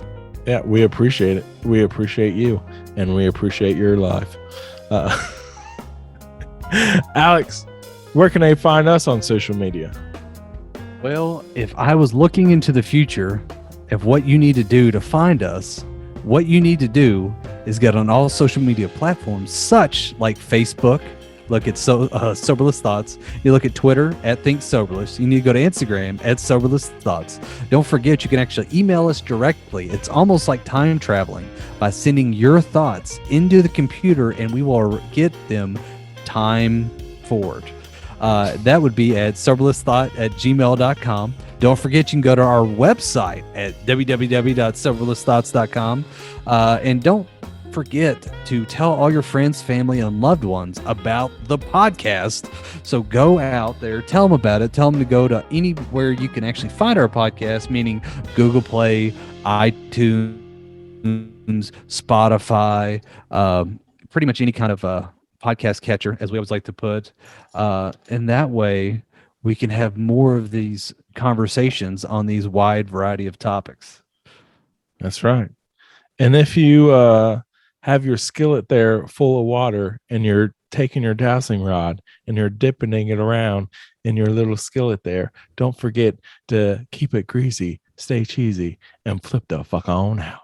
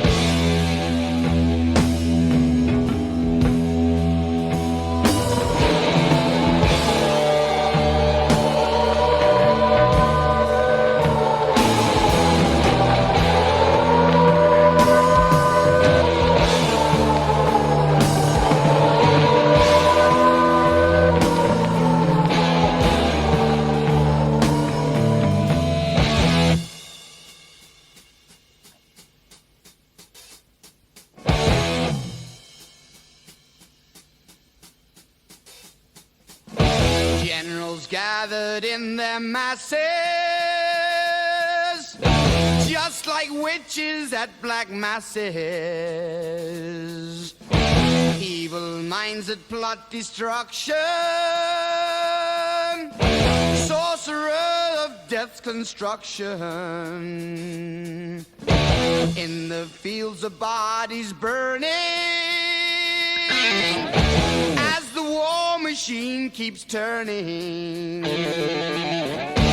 Death and hatred to mankind,